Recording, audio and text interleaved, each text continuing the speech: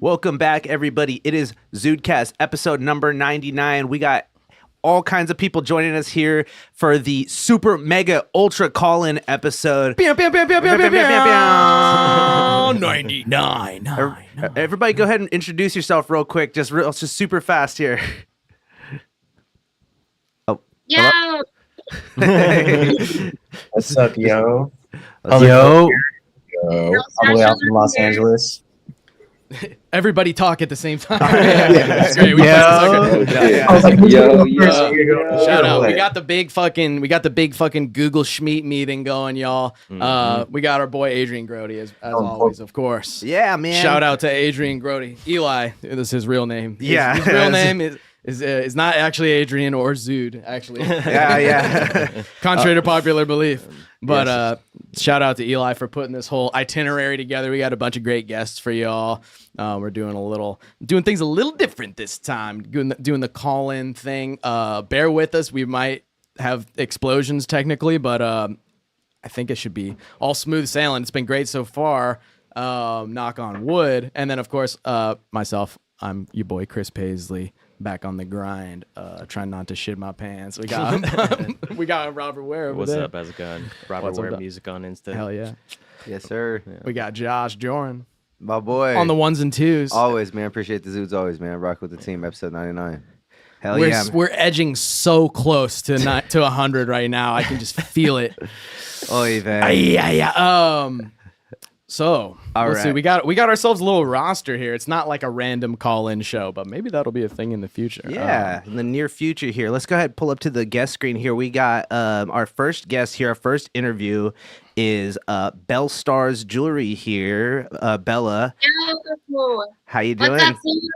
I'm great. How are you guys doing tonight? Yeah, Doing great. rocking and rolling. You're the first victim here of the online the online battlement. I'm ready. Ask me questions. Yeah. No. So I'm Bella. You can call me Bella. First name's Isabella. Whatever. BellStars Jewelry. yeah. How long have you been making? So you hand make jewelry, and you said you have like a Etsy page too, and you've been going out to markets and stuff. How long have you been doing that? I actually just started this year. I went to a jewelry making class hosted by My Crafted Studio on Instagram. And she taught me how to work the jump rings, which is like the main part of jewelry.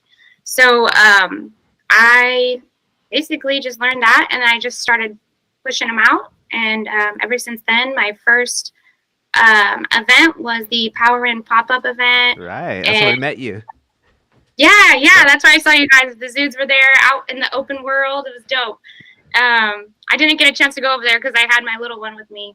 But yeah, it was dope to see you guys out there and see the interviews that happened there. And but other than that, I also have been at the Decolonized Market that was at the Washington Center.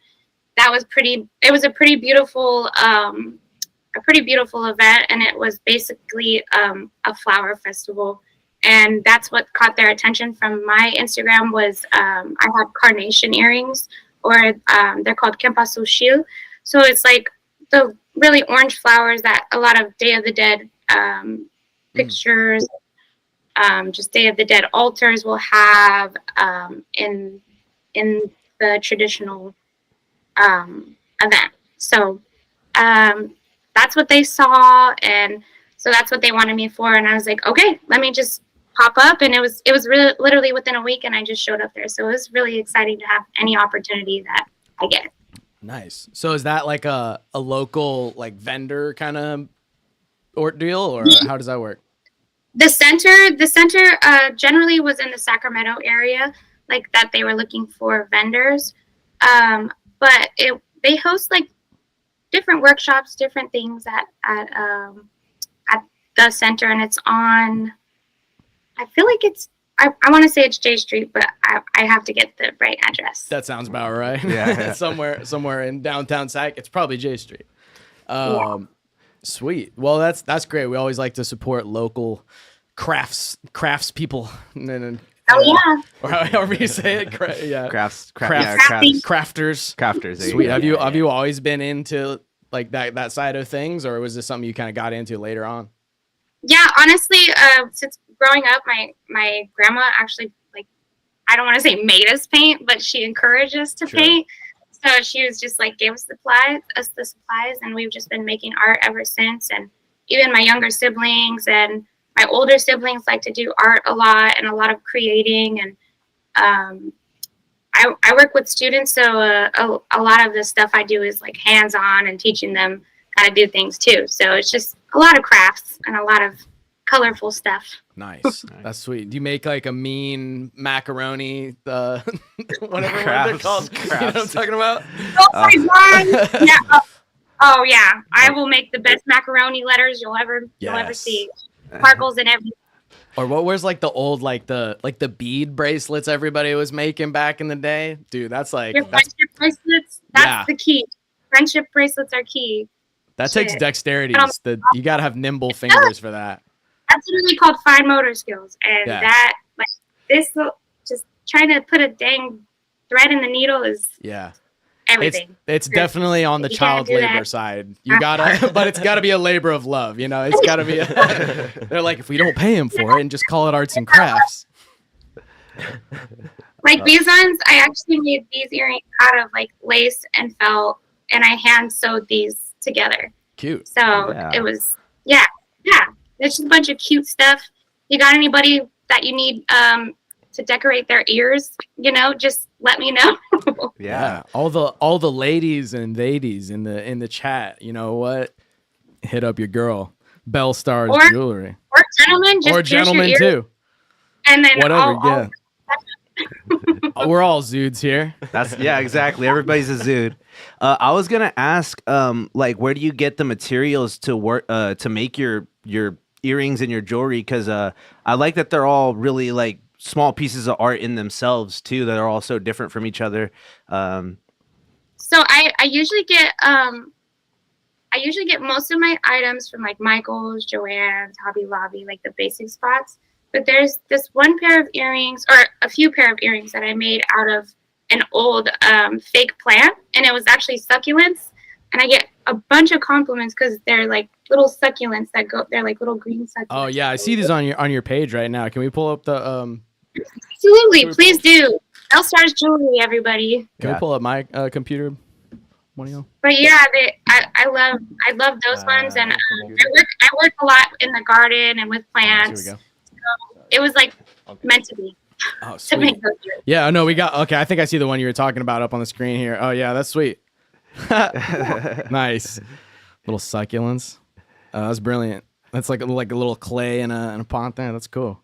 Oh, there's another one I Oh think yeah, too. those ones too. Oh, those were dope. Oh, we got the Little Mermaid. Classic. Yes. I actually got the Little Mermaid from the Dollar Tree. So There you like I go. could literally make anything into jewelry if I just put the little jump ring in it. Right. Yeah. Done. That's crazy. That's awesome. I was gonna say, what's like the trickiest part of making these pieces? Because again, they're all pretty small. So like, you ever have trouble? Like, is there any like pain in the ass moments with working with this kind of stuff? Dude, it's so fucking bad, honestly. Like the beads drive me nuts. Like the beads are all over my carpet. I have carpet. That's the worst part. My workspace is on top of carpet, and then I work with beads. So then there's like little. I'll be like this, like on the needle, trying to bead the needle, and then like it'll fall all over the fucking Oh my floor. God.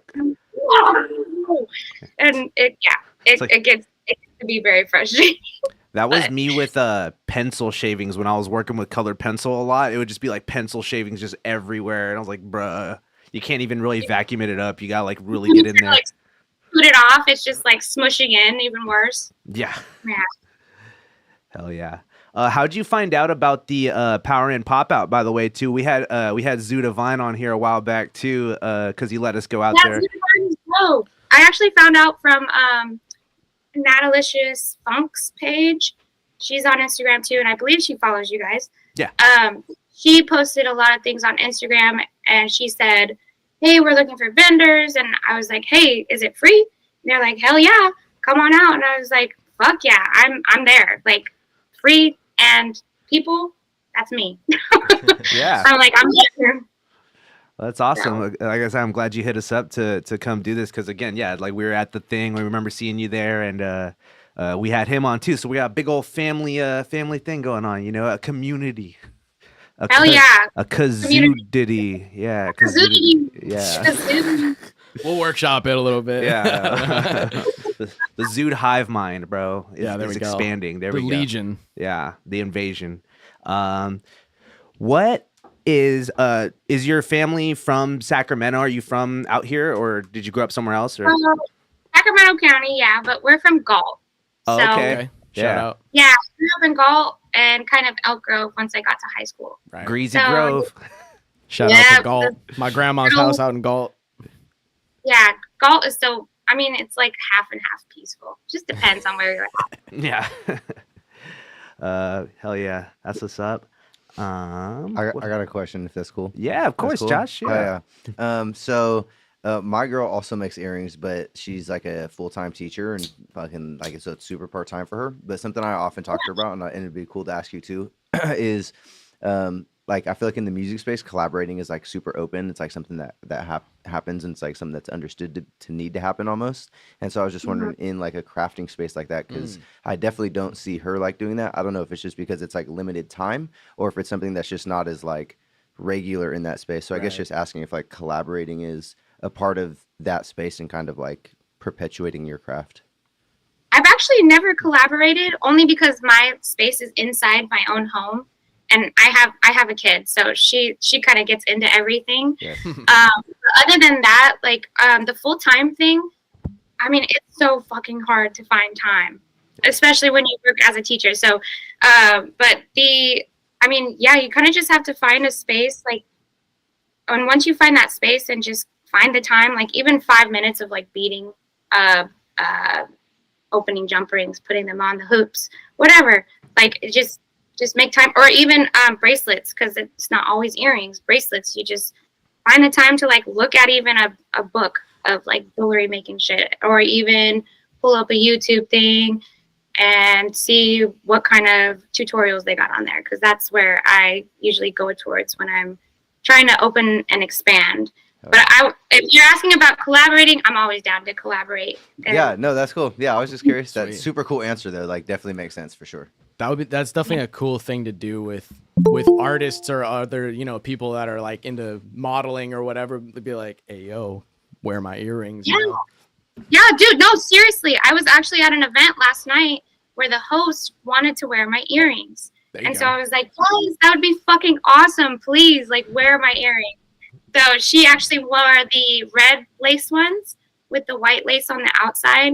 And they looked dope with her outfit. So it was super cool to get that support and just to have dope people around me last night. So it's cool to get my earrings out there. Hell yeah. Nice. What event was that again? Like, where was that at? It was called Manifest Mommy, and it was at the Honey Club. They're at the Honey Club on Instagram, and it's not like you go clubbing there or anything. It's just like a gift shop. It's the cutest little gift shop, woman owned and woman ran. I think there actually is a few gentlemen that help run the shop, but it's pretty dope. It's a pretty dope place. Hell Sweet. yeah. Love it. And that's actually also, there's like a bunch of shops in the same building. It's actually called the Wall Public Gallery, something like that. Oh, okay.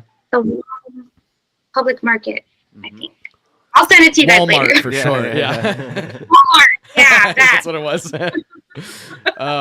Well, that's awesome. I mean, I think that's going to be a common thread. That's like a common thread through our whole show. It's like we're all out here trying to do creative shit, and we still have to do our all of our grinds. And it's just the world that we live in right now. You got to have 5 different fucking side hustles to make it work. But you know what? On whatever it is that means a lot to you, whether it be jewelry or music or art or whatever, carpentry, making painting Warhammer figurines, nativity sets. Jesus was a carpenter. Yeah, custom good. adult toy, custom whatever your craft is. You just gotta keep trying and keep it fucking going and just yeah, it's the fucking grind, dude. I'm talking myself out of it. I'm like, it's just hard, dude. But we're all out here. One more time, that's BellStars _Jewelry. Thank you Instagram. so much. Let's give it up. Let's give it up for real. Thanks, guys. Thank you so much. Thank you so course. much. All right, so we got our next contender here. We got his name's an acronym. It's TEWFU. Where you at, man? How you doing? Where we at? Yo, how y'all doing? What's up, Hey. dog? How you doing? Not too shabby, man. Grateful to be here, man. You're How you very guys doing? festive with your background, bro. I like it. Very Christmas time, bro. We Yeah, believe in man. getting festive for the holidays around here, so I fuck with it big Looking time. like the ghost of Christmas past, just like fading in and out of reality. Slightly.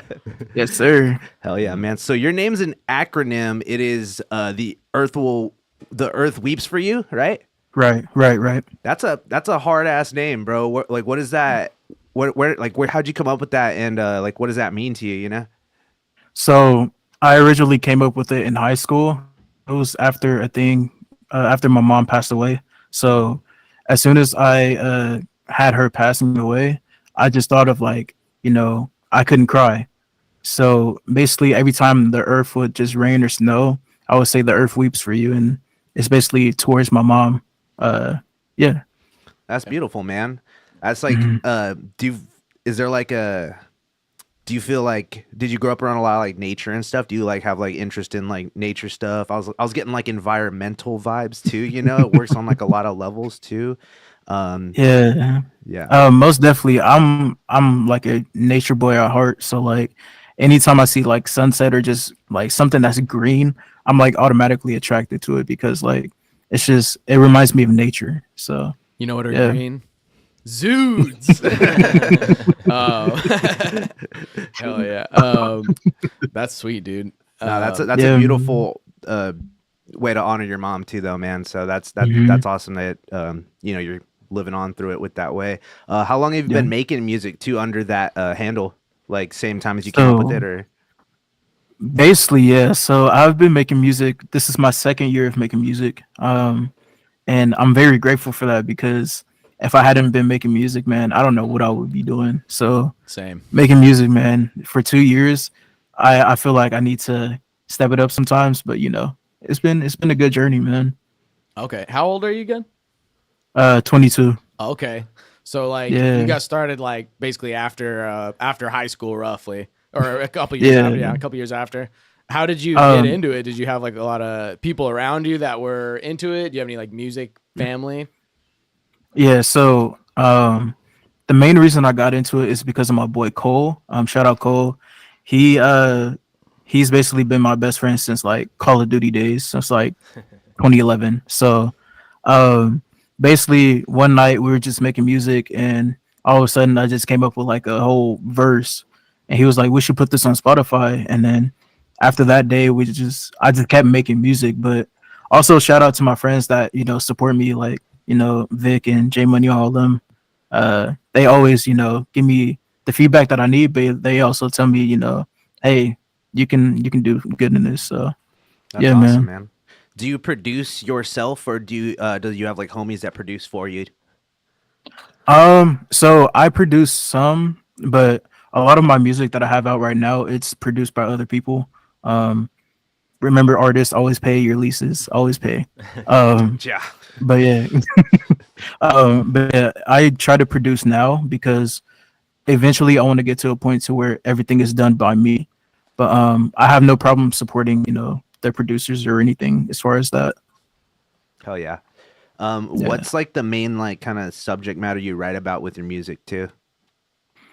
A lot of it has to do with like love and just real life stuff. So like recently my album was about or not album, but my EP called Live Until You Die. It's mainly about my life story. So one instance for Wonder Why, it talks about how pretty much everybody's just out to get me and like how I'm navigating through that. So that's just I just write about things that are relevant to me, pretty much. Hell yeah.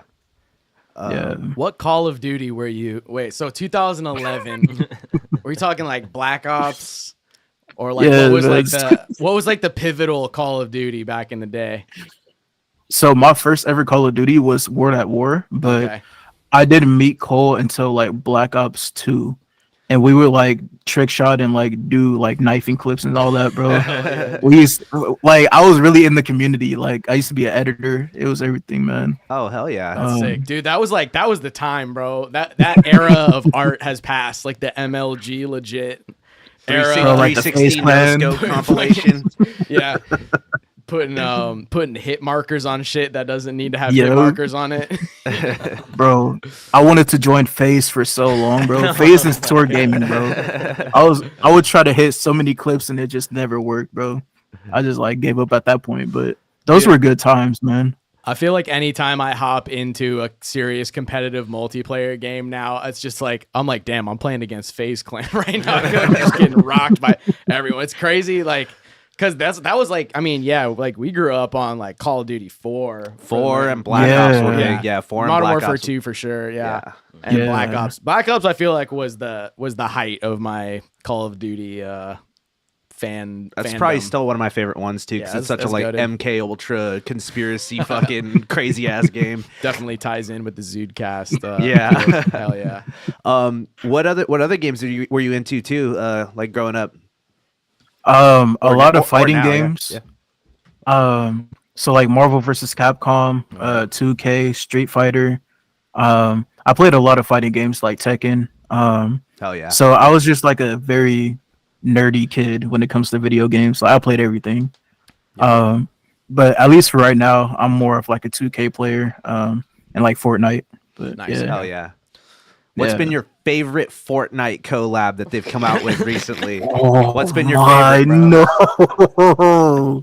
Okay. I would say, dang, you really put me on the spot. I wanna say like the Travis Scott, because I always use like the glider for that. Oh So, yeah. Probably the Travis Scott. But my favorite season overall was like probably season 5-ish. Because that's when like everything was like prime Fortnite kind of. I feel it. Yeah, I imagine like the balancing probably goes all over the place with certain seasons and stuff. Yeah, just like in a fighting game too. I'm playing the new MK right now, and it's like, yeah, you'll see fools get some buffs and some nerfs, you know. Yeah, Man, I be seeing Johnny Cage combos, and I'm like, yeah, I'm not touching that game at all. it's pretty filthy, bro. It's pretty crazy. Bit of a rough launch. I'm not gonna lie on MK1, but I think once all the DLCs out, it's about to be probably one of the best Mortal Kombats. It's really fun. Oh yeah, Yeah, most and I'm a definitely, big man. fan too. Like I'm a huge Mortal Kombat fan, so yeah, I think it's Okay. getting there. Would you say that the video game influences like sneak their way into your music, whether in the Most definitely. instrumentals or in the lyrics or whatever? I feel Yeah, like I man. can't help it. Like literally, my bars sometimes they include like anime or like video games. Like I have some way to like include bars about those two because they're like such a huge part of my life at this point. So It's crazy how like video games used to be so like not cool like back in the 80s 90s or whatever, Yeah. but then it's like ever so slowly they just made their way into the culture where like now they're just so ubiquitous where it's like, yeah, everybody plays fucking video games. Because it was like I feel like the first was like when Biggie Smalls was like Super Nintendo, Sega Genesis. You know, Yes, dead bro. broke, I could have never pictured this, whatever. Like I was like, dang. I was like, is that the first video game reference like in rap music? I feel like that's early on. You know what I mean? But I feel like that might be. Yeah, It I might can't really be, think of I'm- like. I mean, so I don't did no know. one talk about like popping pills like Pac-Man earlier than that? Or, oh wait, no, because wasn't there some fools they got sued over doing a Donkey Kong there was like a Donkey Kong rap, like not from Donkey Kong 64, but like like an actual rap group did like it's on like Donkey Kong, and then Nintendo sued the shit out of them. So maybe that's why rappers went back to being like, nah, man, I don't fuck with video games. Bro, that's nerd shit. But now it's like, yeah, Travis Scott in Fortnite. Yeah.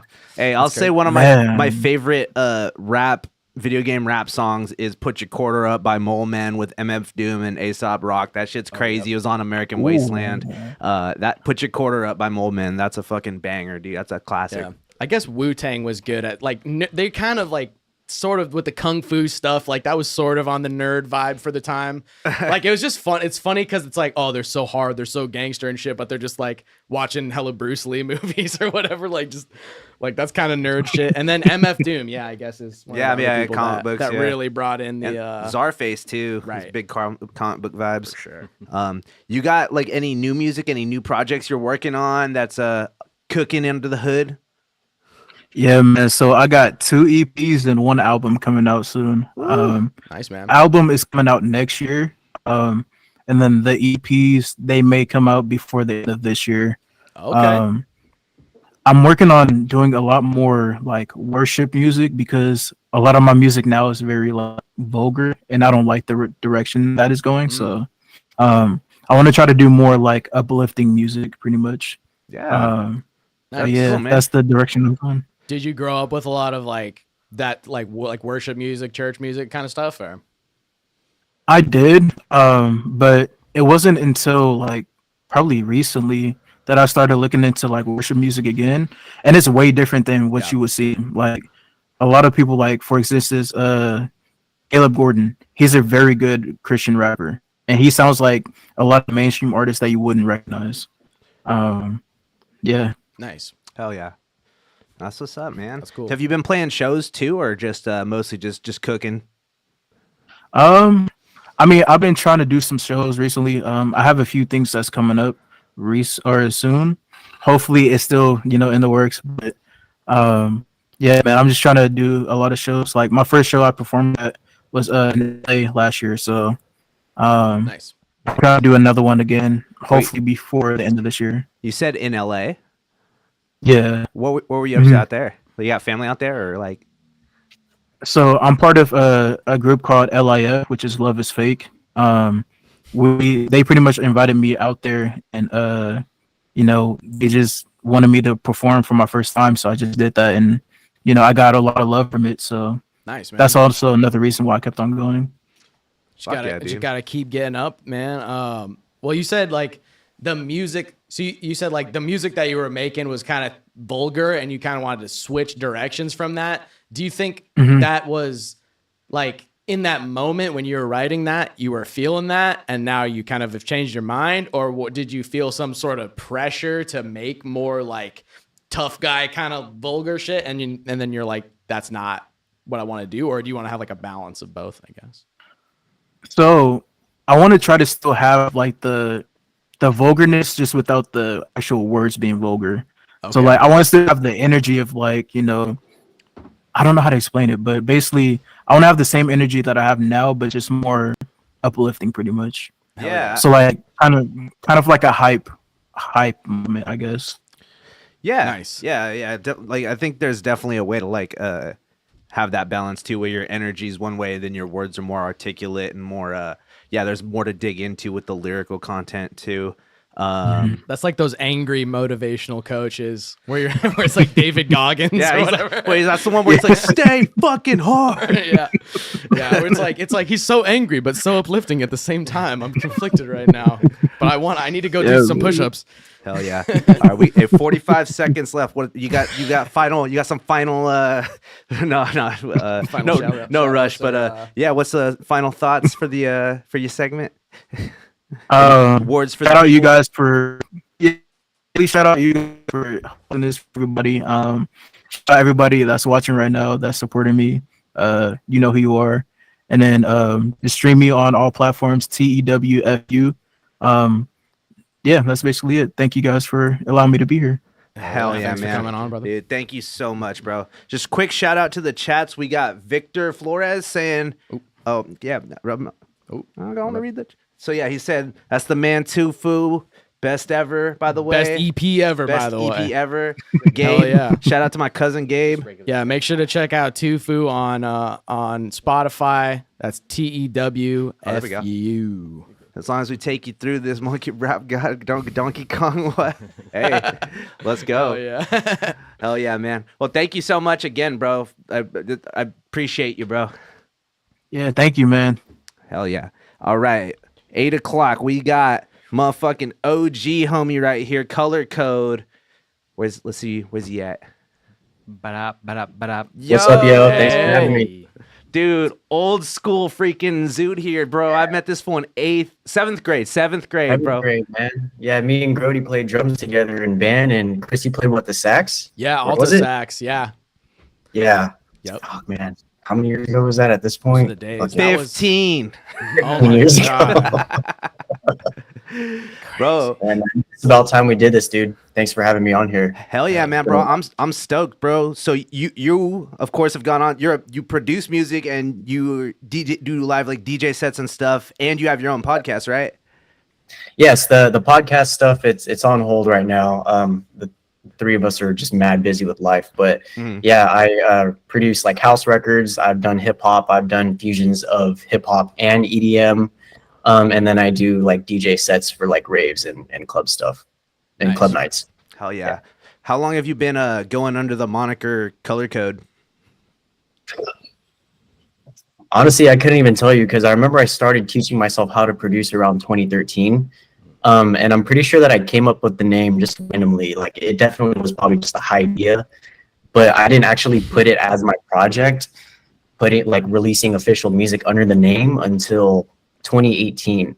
So like I've had the name as just kind of like oh, that sounds cool. I probably will use that as a stage name. Right. But it didn't take until about 2018 when I actually first started officially releasing music to actually put it under that name. Hell yeah, man. What were some of your first big shows that you were really feeling like, oh shit, this is like a big deal for me? Like me performing, or Yeah, like big shows you did that you felt were like big milestones for you. For sure. I actually got to play at J Street Cesar Chavez Park in SAC. Oh, I hell opened yeah. for I remember a that. big- I remember I couldn't make it, but I remember seeing it. I was like, fuck yeah, bro. Yeah, dude, it was a trip, man. Like, I mean, you know that Sacramento's been doing the music in the park every Concerts Friday, in the like park, every yeah. summer for like 15, 20 years. And I remember like back when I wanted to be in a rock band, I was like, damn, like I really want to play on that stage. And then I just somehow I got the call through a friend to open for Habstract. He's a bass house artist. Oh, damn. If you're into like EDM and house and stuff, Habstract is like a fucking guru for bass house. That dude's crazy. His production game is like insane. But getting the chance to open it and like on that very stage that I've always wanted to perform on in my own hometown, it was an absolute trip. It was a cool first circle moment. Hell Yeah, that was man. July of this year. July this year, earlier sweet, this year. man. Yeah, dude. Fuck yeah, that's so That's sick. crazy. I've definitely been a big Habstract fan for a long time. sweet. So Dude, he's gassed. He's crazy, man. I haven't even seen I've never seen him before either. So my first time getting to see him was to open. So that was a really fun time. Nice. So like during that set, were you dropping a lot of your own tunes, or was it mostly just mixing Yeah. tunes? Okay. Yeah, I nice. dropped a couple of my own collabs, couple unreleased songs, a few remixes of mine. It was a back-to-back, so it was with another DJ up on stage, so we were kind of going back and forth, playing our stuff. But I definitely did throw some of my own stuff in there. Nice. Hell yeah. It's always a cool feeling, hearing your own tracks on on the PA system. Because like, I mean, if you're living in an apartment, you can't be that loud, to reference your tracks. The only other thing that you have is the car. So hearing it on like a professional ass PA system is like one of the coolest feelings ever. Because you're just like, okay, like I got to tweak it now because it sounds like this way. It needs more bass or like whatever. But in the moment performing it's such a cool feeling for sure. Hell yeah. So you said when you were younger, you were more like you had more aspirations of joining like a rock band. I remember Absolutely. like definitely Absolutely. like back in the middle school days, we all had the fucking emo haircuts and shit. Like what Yep. like what type of stuff were you into then, and like how did you kind of make the shift, or how did you kind of shift goals, I guess? Yeah, for sure. So in my even like before adolescence. So like elementary school, I was into a lot of like pop punk, Green Day, Blink, you know, just the standard stuff, playing drum set, because drum set is my primary instrument. Those are the types of songs that I would play along to. And then once I got to high school, I started getting into Dance Gavin Dance a lot. Oh, yeah. I can't remember who showed me, but I was just really into the noodling of the way Will Swan just makes his shit. Just the whole math rock concept is just super cool because it's trippy, it's melodic. Like you're not passively listening to it, you're actively listening to it. So it's just cool to like kind of train your brain to be like, oh, how did he make that run? Or like, you know, just stuff like that, just nerdy type of shit like that. Yeah, dude. But as Dance far as Gavin Dance are fucking sack legends too. Honestly, dude, those they are are. like any of those fools would be a fucking great great ZUDECAST guest. We actually got to meet Tim Furyk, rest in peace, and Will Swan when we were at when me and Bobby were working at that guitar shop a few years ago. Shout out, dude! Like they were such cool dudes, man. But like they would come in and have their guitars worked on there, bro. I saw Will Swan's guitar. I'm not gonna lie, had the nastiest pickups I've ever seen, bro. It looked like the corrosion just around like the rings of the pickups. I was like, dude, spilled fucking battery acid on this shit. What the hell? Bro's got double A's for hands, dog. It's crazy. But shout out to Dance Gavin Dance. Those are the boys.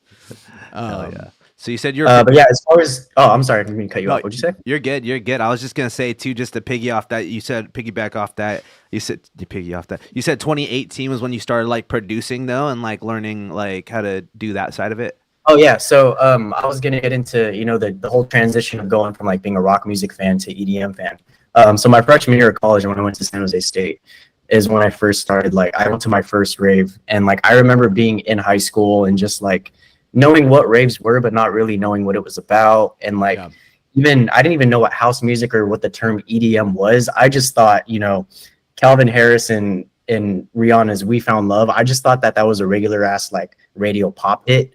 I didn't think of it as just like, you know, dance music. Right. But when I went to my first rave, my first year of college, I was like, damn, like this is a whole ass experience. Like the music's fire, but like the whole scene is cool. Like everybody's just like going crazy. So that's when I was just like, okay, like I've been fucking around on GarageBand since I was like 12, you know, learning how to just make my own, just like mini productions or just loops or whatever. But I was like, I'm going to actually try to teach myself how to make records. So so that's 2013 is when I first started producing, like learning how to produce dance music records on Logic, because I was on GarageBand for the longest, but Logic was like a natural progression for me. Right. And then, so 2013, 5 years of just practicing, making shitty ass sounding music, posting it on SoundCloud, getting, you know, feedback from friends and stuff like that. It was 5 years of practice until I was like confident enough to put out my own music. So 2018, when I first released my official records, it was with my cousin. Shout out Nico D. He's a rapper, he's a singer, he's a songwriter, very, very well-rounded and versatile recording artist. We made like a little joint EP. I just made a bunch of random hip-hop beats that had EDM sounds in it, and he just wrote, you know, cool hooks. He rapped over it, he sung over it, and that was both of our first official releases. And now we're here. Hell yeah, that's super sick, bro. I heard that you were you're gonna be playing the Kauai rave, bro. That's coming up for you. Man. Yeah, all the listeners out here in Southern California, January 6th, I'm performing at the Circle OC in Huntington Beach, going B3B back with two of my teammates from Gleam. Shout out Home by Dawn and Matt Who. We're doing the Kauai rave. Shout out to the boys Nico Blitz, Shilman Gun, IZ Vincent, and Kizza. Those are the guys that put those on. If you guys have followed me before, I've done a couple Pokemon raves with them. The last one was in Seattle. Okay. That shit was fire, bro. I mean, like, not only like playing my first out of state show, like, was it fun, but just the whole concept of like just a Pokemon themed rave was just hella fun. If you could rave with one Pokemon for real, like you could take one Pokemon with you to a rave, who would you pick? Damn, I'm the worst person to ask because I really didn't follow Pokemon growing up. I can only name you the first gen ones. So like if I can name a first gen one, The '90s kid ones. Those are Yeah. all that we'll know either. Yeah. So Yeah, it's honestly. okay. Yeah, bring Squirtle, bro, so you can stay hydrated. Yeah, you just have Squirtle No, on your back like a camel back. I was gonna say he already has a hydration pack. All you gotta do is just be like, whoa, get me. I think that's my call. Yeah, be like Squirtle, give her the wet T-shirt contest. Oh, no. It's got to be a hot night, you know. It can't be a cold Seattle night though. For that, maybe not. But in LA, No, maybe for sure. you know what I'm saying. What inspired the move to LA? So you went from SAC to San Jose, and then to LA. Yeah. Yeah, so I finished school in San Jose and I lived back home in SAC for about 2 years. I got my first corporate job. It was 2019. Shout out Makuni. I worked at the corporate office, Makuni yep. Sushi. Hey. Oh, yep. Yeah, so I was doing digital marketing for them.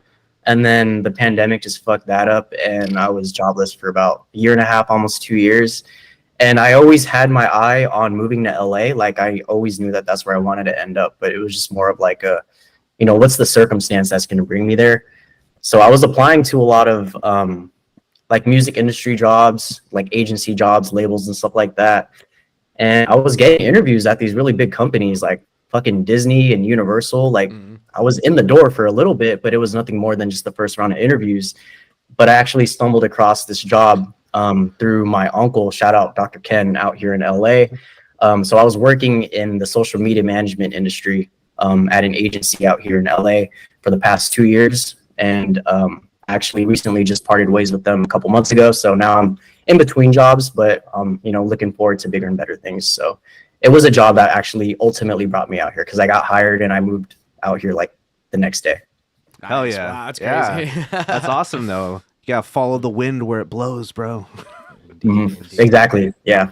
Well, especially for music, I mean, there's so much opportunity out there. Like, it's definitely in California, it's pretty much your best bet. I mean, there's the most competition there for sure too, but there's just the most. Yeah, it's going on. definitely the most competitive and the most like you said, there's a lot of competition, but there's just more chances to collaborate with more people. Yeah. Mm-hmm. Yeah.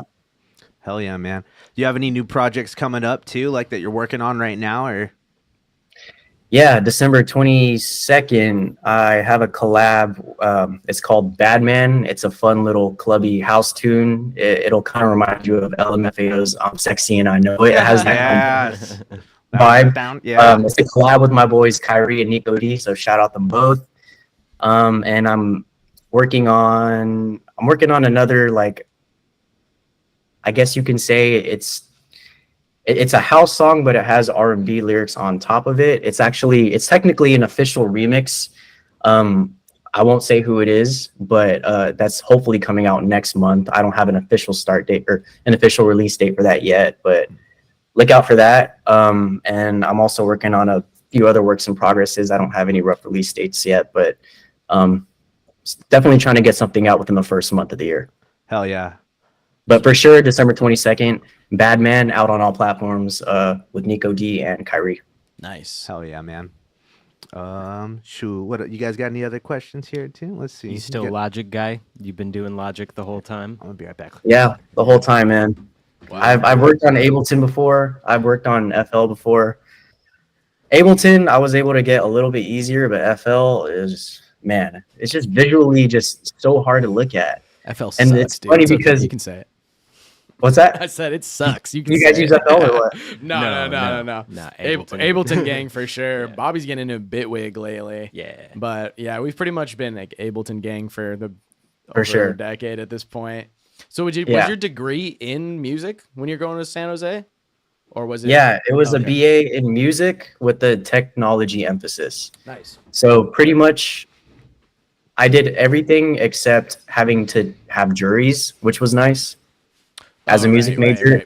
Right. And then the classes that I took to make it a tech emphasis was studio recording and electrosynthesis.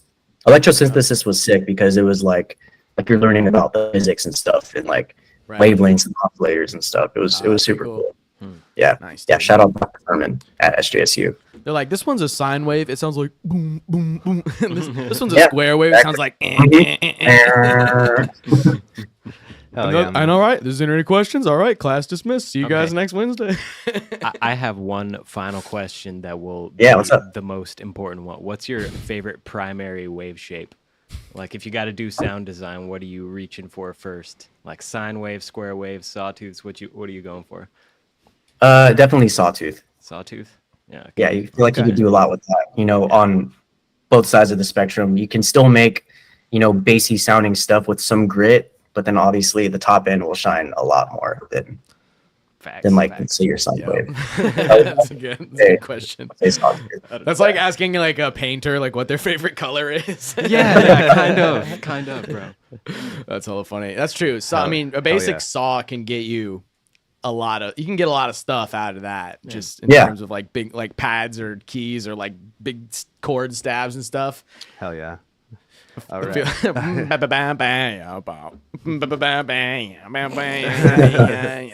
Hell yeah. That's probably Well- all sawtooth right there. Hell yeah. Well, thank you so much, Eric, too. Appreciate you. Color Thanks for code. having me, guys. Yeah, Glad we bro. got to do this. Yeah, man. Dude, good to see you, man. It's been You guys too. ages. Yeah. No, I know, man, for real. I don't know exactly how long I'll be back up north, but I know I go up like the 23rd or the 22nd or the 23rd. So if you guys are free, we should grab lunch or something. Oh yeah, Hell yeah, absolutely. man. Definitely. Yeah, I'd love to see you guys again. Hell yeah, dog. All right, bro. Thank you so much again, bro. Thanks again for having me, guys. Peace out. Sweet. Sweet. And let's see if there's any chats real quick before our next. And once again, for anybody that missed it, it was KOLOUR KODE. Color is code music. Yeah. Oh, my cousin said Mr. Mime would be his choice. Hell yeah. All right, let's move on to our next guest. Next guest here. We have Moon Magic, the hip hop witch. Hi, y'all. Can y'all hear me? Hey, oh, Yes, we can. yeah. Hold on, let's see. Let's get you there. How you doing? I'm doing good. How y'all doing? Doing good. I'm glad you made it. Me too. Me too. Salute Soul. SoliBowl gave me the link. Helped me get on here. Hell yeah. So Moon Magic, the hip hop witch, a lot to go off right there. How long you been doing music? Well, music is something like my grandma. She had a piano and she was very musical. She was a music choir director, so it's something that's definitely been around me growing up, but it wasn't ever really like a career path or career option for me. I grew up in a situation where like my main objective was to get out as a kid. So like I did a very traditional route. Once I found out what FAFSA was in financial aid and that they'd pay me to go to college, I was like, all right, I'm getting the fuck out of here. I don't know if we can cuss, but Oh, you're yes. good. Oh. You're good. Oh yes, we can. This is the I'm most, so bad at that. this is the most potty mouth podcast in SAC. Absolutely. I fuck with that. Let's go. Okay. Shout out So, to FAFSA. Shout out to FAFSA all day, man. That was like a life-changing moment when I found out about that. And that just really was like my direct route out of my circumstance and situation as a kid, to where like I didn't like music was something always really cool. It's something I liked to do as a kid, but it wasn't something that I was like really looking at as a career or something I really took seriously. That didn't really happen until after I went through the traditional route of school and then kind of graduated and was like, well, what the fuck was that for?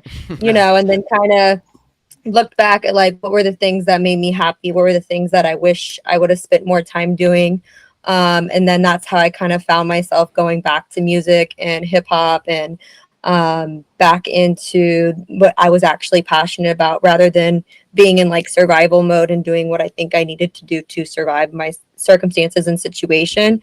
So my career in music didn't start until about 2016, 2017. 2018 is when the end of 2017 to 2018 is when I came out as Moon Magic. But I had like poetry books and rhyme books and stuff like that, and used to make music groups with my friends as a kid, and started out really with spoken word. And again, it was just something that I kind of did with my friends when we were kicking it, listening to, Living Legends or Tribe Called Quest, that type of thing. Because I went to school in Pomona. but it was nothing really morphed into something serious until like after I already had a degree, and I was like, damn, like I don't want to do any of this shit. What do I actually want to do that's gonna make me feel good? I was mad depressed during that time too, and that's when I really just dove deeper and deeper into music. And then I really started seeing that pathway open for the first time, which was really, really beautiful to see that, oh, there is a pathway and a way to do this. And you don't, it doesn't have to always be all or nothing. There's plenty of people who do music and do lots of different other things. And there's a lot of different, just great mentors that showed up at that time too. Shout out to Rhythm and Poetry. So yeah, I really kind of started in like, I would say early 2018 is when that was when I was like, okay, I'm gonna do this for real serious, give it all that I got. What do I have to do that? Hell yeah.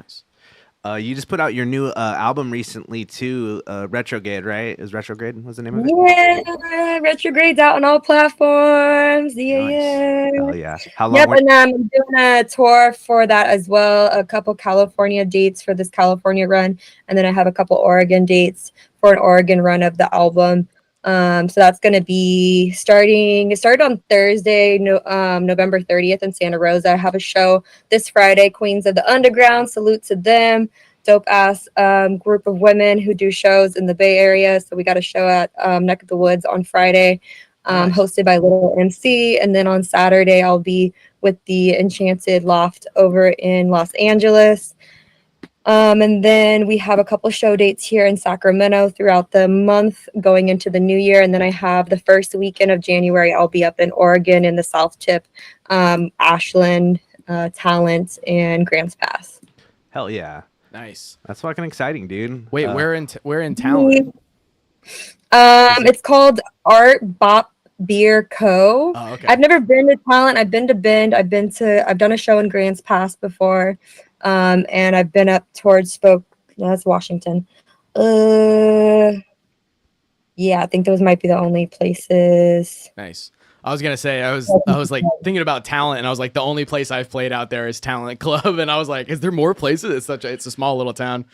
Yeah, it's pretty small, but I hear that it's kind of, they got little artsy pockets. They got a lot of people fucking love music out there, and like I feel like all the little small towns in Oregon they just fucking they eat that shit up.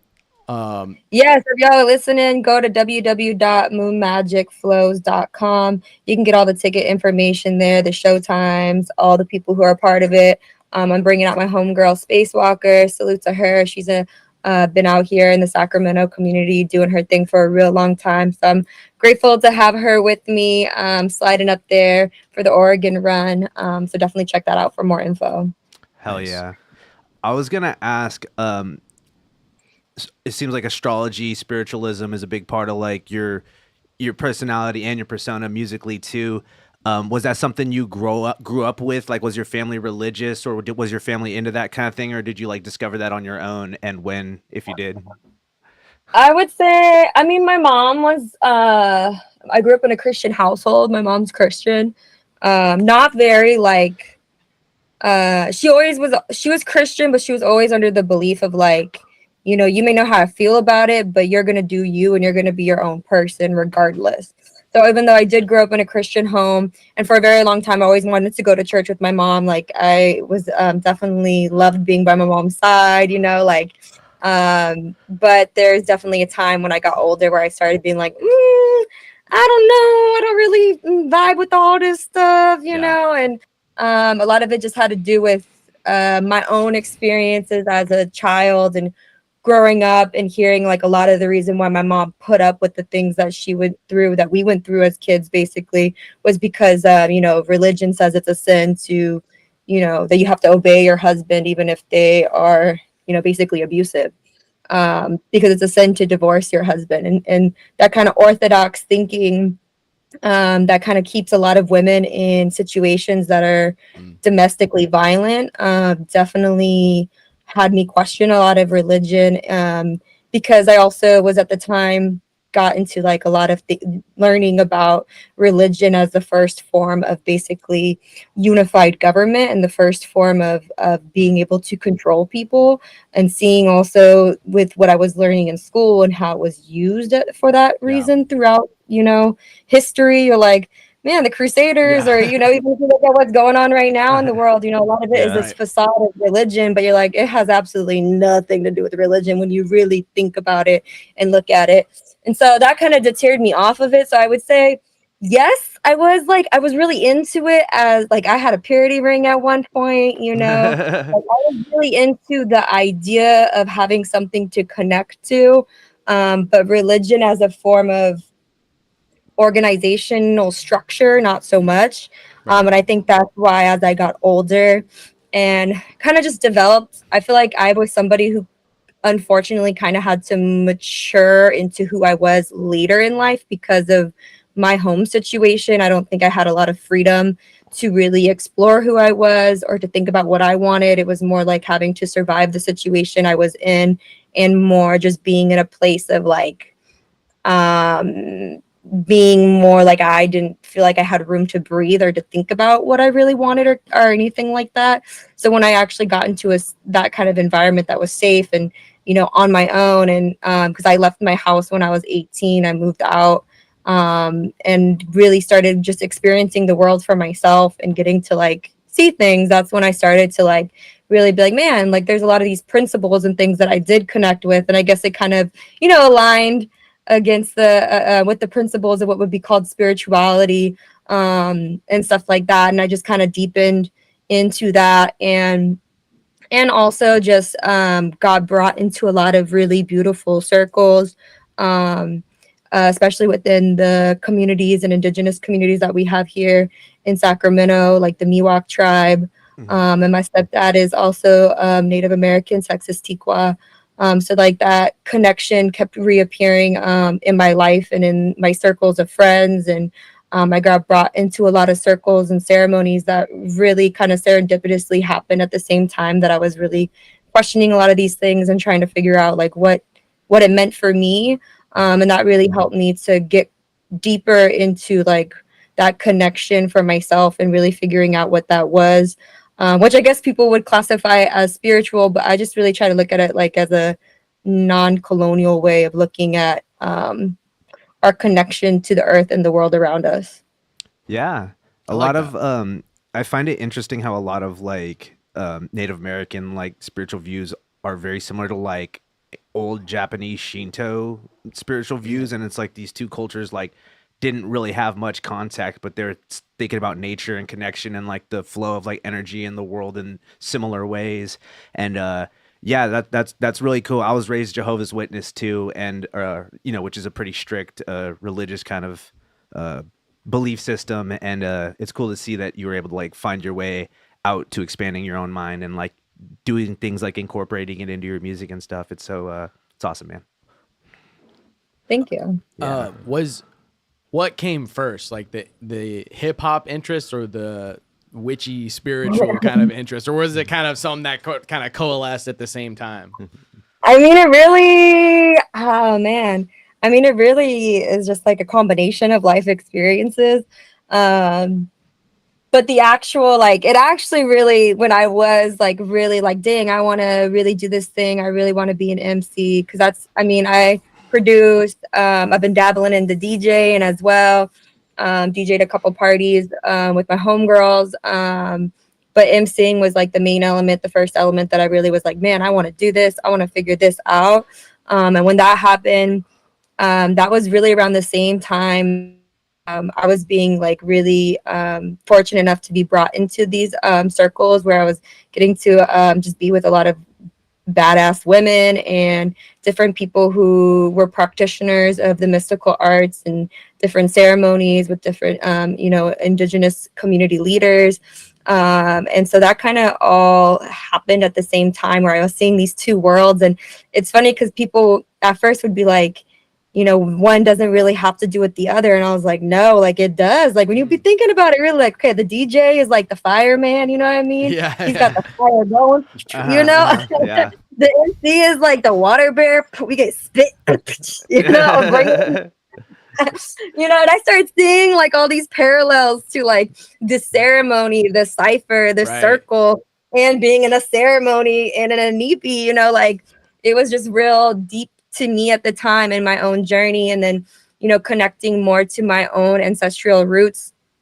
And really like learning deeper about, a lot of the like Celtic and pagan ways as well. So I feel like they kind of came together hand in hand. That makes a lot of sense. Like connections I always felt too as a kid, like, there's definitely like different things and places I dabbled within all of that throughout my life, whether it was like, I was really into the what's the Halloween Town movies as a kid, like I was like lighting up candles and mixing little potions and shit, as like a 10-year-old. I thought that shit was dope, or just, really, really being into the fashion of hip hop as like being in middle school, like the Reeboks and the fur, that was like, the whole thing, boots with the fur, the Reeboks, the apple bottom jeans, you know what I'm saying? Yeah. Hell yeah. Well, it makes sense because hip hop. One pinpoint moment, but I definitely see a lot of the interworkings together, for sure. I was gonna say too, just real quick, just because we are hitting about the time, we got the next slot coming up. You got a show coming up with Electric Meditation Trio and SoliBowl and Wabi and another Moon, right? What's the deal with the show coming up? Yeah, so the show is January 12th, 2024. So come start the new year off right. Come down to Cafe Colonial. It's here in Sacramento. It's all ages. Tickets are $10 in advance, $15 at the door. You can get your tickets at Cafe Colonial916.com or moonmagicflows.com. But it's going to be dope because I just released my brand new album Retrograde, which is what this tour I'm about to, embark on, or kind of in the middle of, is all about. And SoliBowl, which he's also going to be telling you all about his new album that he just released as well, his debut album Hungry. And then Moon also released an album, Grim. And so we're all just kind of getting together like, oh, you released a dope project, I released a dope project, yo, let's do a dope show. And we all dropped it in October, so it just kind of worked out well. And he's Moon, and then Soul, and then I'm Moon Magic. So we have that whole thing going on. So it's called Celestial Eclipse. And then we invited Robbie and his band, Wabi Teolia. So they're going to be doing their thing. And it's going to be hosted by another Moon called Luna B, who is a Sacramento poet. So it's going to be dope. Like I said, it's only $10 if you get your tickets in advance, and you can get them online right now. That's sick that you're working with Electric Meditation Trio. Those guys, Sam, friend of the show, shout out to and them. shout out to Sam and Lem. Yeah. Well, that's awesome. Like, so when you're playing with them, it's like do you have like an SP404? Is that what you're rocking up there? I do. Yeah. There you go. I'm trying to figure out a way to do this right now because I like the SP because I get to like the effects on it are super dope. It's a lot more mobile, but I have my launch key. It's up there, and I love my launch key though because I can play the keys live, like notes of whatever I sampled, and I really like being able to do that. So I'm been playing around with it. I might bust out both of them, but the shows I've been doing with Electric Meditation Trio, it's usually me on the SP. Lem is on the drums, and then Miggy joined us on the trombone. Oh, hell yeah. And I think it's the same kind of trio we're going to be rocking for the show, that same kind of dynamic. So I'm real excited about that. It's been real fun working with the band, and it definitely adds a whole new element to the music. So definitely come check it out because it's going to be, a once in a blue moon type of event because I don't get to perform with them all the time. Although we do have a couple dinner shows coming up at 58 Degrees. That's also on the tour flyers, so check that out too. Hell yeah. Nice. Thank you. Awesome. Yeah. Thank you so much, Moon Magic. I really appreciate you being a part of this with us. And I'm super excited for the show too. We shot some promos the other day too. And I'm excited for the show. It's fun. Yeah. Shout out ZUDECAST. Thank y'all so much for this platform. And if you're listening, make sure to follow me at Moon Magic Flows, MOON Magic, MAGIC Flows, FLOWS. Moon Magic's the name. Flows is what I do. Appreciate y'all. Have a blessed night. Hell yeah. Thank you so much. Whoop, whoop. All right, I'm gonna go pee real quick. Okay, sorry guys. Oh, me too. Sweet. All right. Let's take a little interlude here for a second, just to shout out. And remember, y'all, we've been doing this show for a long ass time, dude. It feels crazy that we're finally at episode 99. Just a reminder to y'all, we do have a coffee page. If you want to check out our description on our video down there in the description, you can send us a couple bucks for some coffee or some, some ganja or whatever. We're saving up for a lot of new gear so we can keep doing this show, getting it bigger and better, and continue to collab and work with the community and really make things happen for people and provide our services to others as well. So, yeah, if you all care to, like, comment, subscribe, that's free. I'm reminding you, it's 100% free to comment on the video. And also, yeah, check out our coffee page. Hell yeah. All right, let's get to this next guest here. This one, I am very proud and very honored to have our next guest come on the show too. Another unearthly being, another being from beyond, bro. Let's go ahead and pull it up here. We got Eek the Dragonoid. Are you there, Eek? How you doing? How was that? Oh, that's good. I'm glad to hear you're doing well. Yeah, I'm happy that you're here. So what's fuck yes. Hell yeah.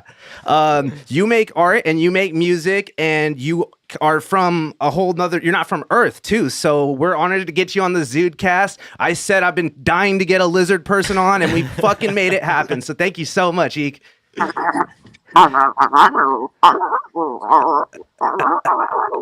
Hell fucking yeah. I know. Yeah. You're just here because Nancy Pelosi couldn't make it. Actually, she was a lizard person. We were actually. So, but you're a great runner-up. No, I'm just kidding, bro. Dude, great to have you on. Dragonoid. What was that? I'm not a lizard person. No, I know you're. You're a Dragonoid. I want to know about the lizard people. I hear about them. Oh yeah, you hear about. What do you know yourself about the lizard people? Sexy. Okay. That's what I like to hear. I'm very sexy. I not many reptilian beings on this planet. Very lonely. Very limited. Yeah. Does it get lonely being a Dragonoid sometimes? Man. Oh,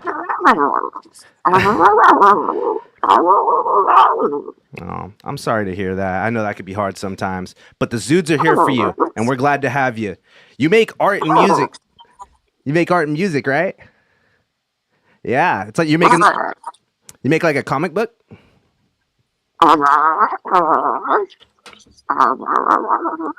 Yeah, it's your origin story, right? Hell yeah. Yeah, let's take a look. Let's take a look. Ooh, woo. Hell yeah. Oh, snap. God dang. All hand drawn. That must be tough with dragon hands.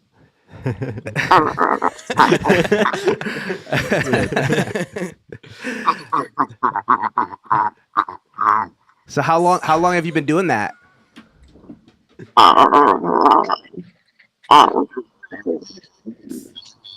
4,557 years. Okay, so you've had some time to practice. That's Yeah. good. Really to hone your craft.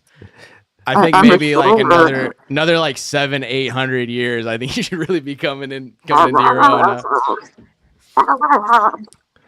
What's the average? Hell yeah. I don't know what the average lifespan of a Dragonoid is, but this is like 2 seconds for you. Neither do I. You just keep going. Just haven't found out yet. Fuck yeah. Just gotta keep on rocking. Exactly. That's what I like to fucking hear. Oh yeah. So you play guitar, right? You play guitar? Yeah. I'm a rock star. You're a rock star. Exactly. Fuck yeah. You've been playing a lot of shows lately, or getting out there and or you just mostly just like working on stuff? It's the winter time. In the winter time, the reptiles hide because it's too cold. Right. And we record. I see. Yeah. I used to play more trolls among the humans and kind of afraid of the humans lately, not getting out as much. I will Dude, play more trolls again. What is there to be afraid of? I mean, you got. Are we talking like fire breath, like any kind of power? Like, I mean, they should be afraid of you, and they should fear your skills and fear your wrath.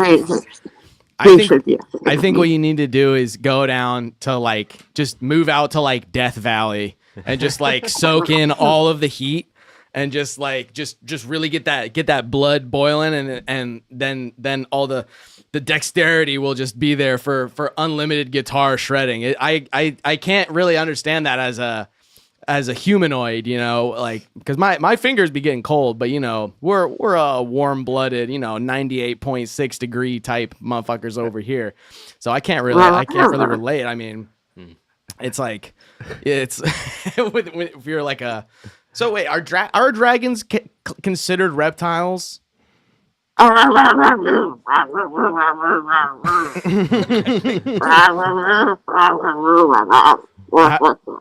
do you feel about amphibians? Are they cool or fuck amphibians? Fuck amphibians. So like frogs. No you frog. don't fuck with that? Nah. Okay. What about no salamanders? Is salamanders like too close? Salamanders is gonna be okay. You tolerate them. I have some friends who are salamanders. You're friends with the salamander? You're associates, I see. Yeah, okay. Golly.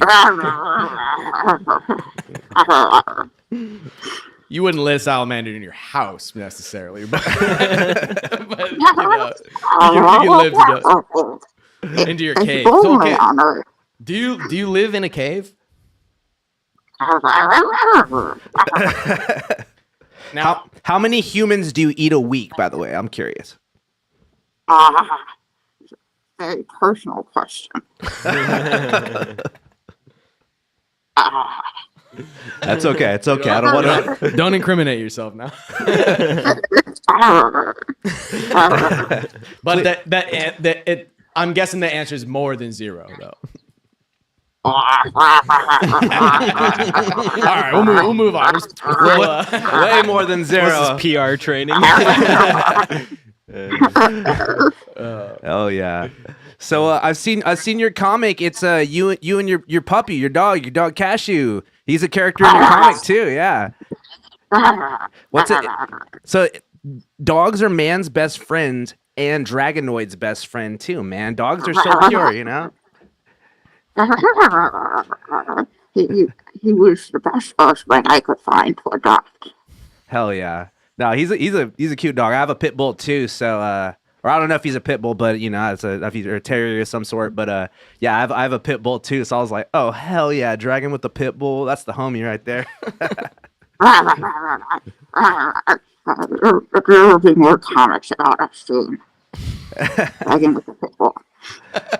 Hell yeah. Mostly pit bull, I don't know. Have you done worldwide? Have you done any interviews before?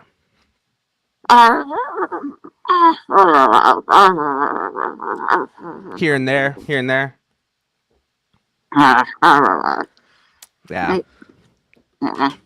Maybe in human costume. In a human costume. Hell yeah. I bet that's a lot of work to try and dress up like a human. It's like you really gotta a lot of makeup work. I'm sure you gotta do. I'm sure it's hard to breathe in that human mask when you're doing that. So you have to pretend to be a human to fit into society? How do you, like, can you go to the grocery store as a dragon?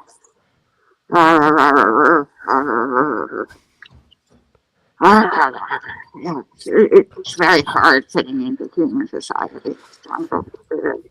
As a dragon, wearing a big human costume all the time. It's very uncomfortable. No, I feel it. It's tough, man. Are you renting your cave or did you buy? I rent my cave. Okay. Fuck yeah. Damn, there's cave landlords out here too. What the fuck? No, I stole it. I stole it. Okay, good. Yeah, hell yeah. I just don't pay rent. So you're not from Earth. Where are you from? I'm from the extralunar plane in Galaxy Zero. Galaxy Zero. How far away is that? It's very far away. It's I don't even know actually. I was brought here on a spaceship by some aliens when I was playing a show on the extralunar plane, and I jumped. I did a jump while playing guitar, and I collided with a passing spaceship, and they brought me to Earth, and they didn't say how far the distance was. Wow. Man. So you basically got kidnapped almost. You asked for a ride and they just dumped you here? Yeah, they didn't know how to get me back to the extralunar plane. Damn, that's ice cold. Did you at least have? You had all your stuff with you at least, though, right? Like a guitar at least, and like a. Only my guitar. Just Wow. only your And what I guitar. was wearing. He had Only one my guitar. guitar and what I was wearing. So just you on a foreign planet, just you and your axe. That's pretty badass. That's metal, bro. Hell yeah. What do you use for like? Do you draw on like a tablet? Because I've seen some of your art is like hybrid, like photography and like drawing over the photography. No, I draw on a paper, and I go on a human's computer, and I put the drawing on top of a photo that I took on a human phone, and It's like collaging. I put it on a human social media. Have you had any run-ins with AI overlords or any problems with like the algorithm? Like, how do you feel about social media? Is it stressful? Is it liberating? They're very confusing. I don't understand human communication. It's a little scary, but I don't even know what the AI is. That's pretty I crazy just shit. post. You just post. I feel it. Let's go ahead and pull up Eek's page real quick too, so we can check out some of their art. I love Hell it. yeah. Yeah, chronicling the adventures. Yeah, we got some shredding. some shred action over here. That is a very sick SG. I didn't know they made those on Dragonoid planets.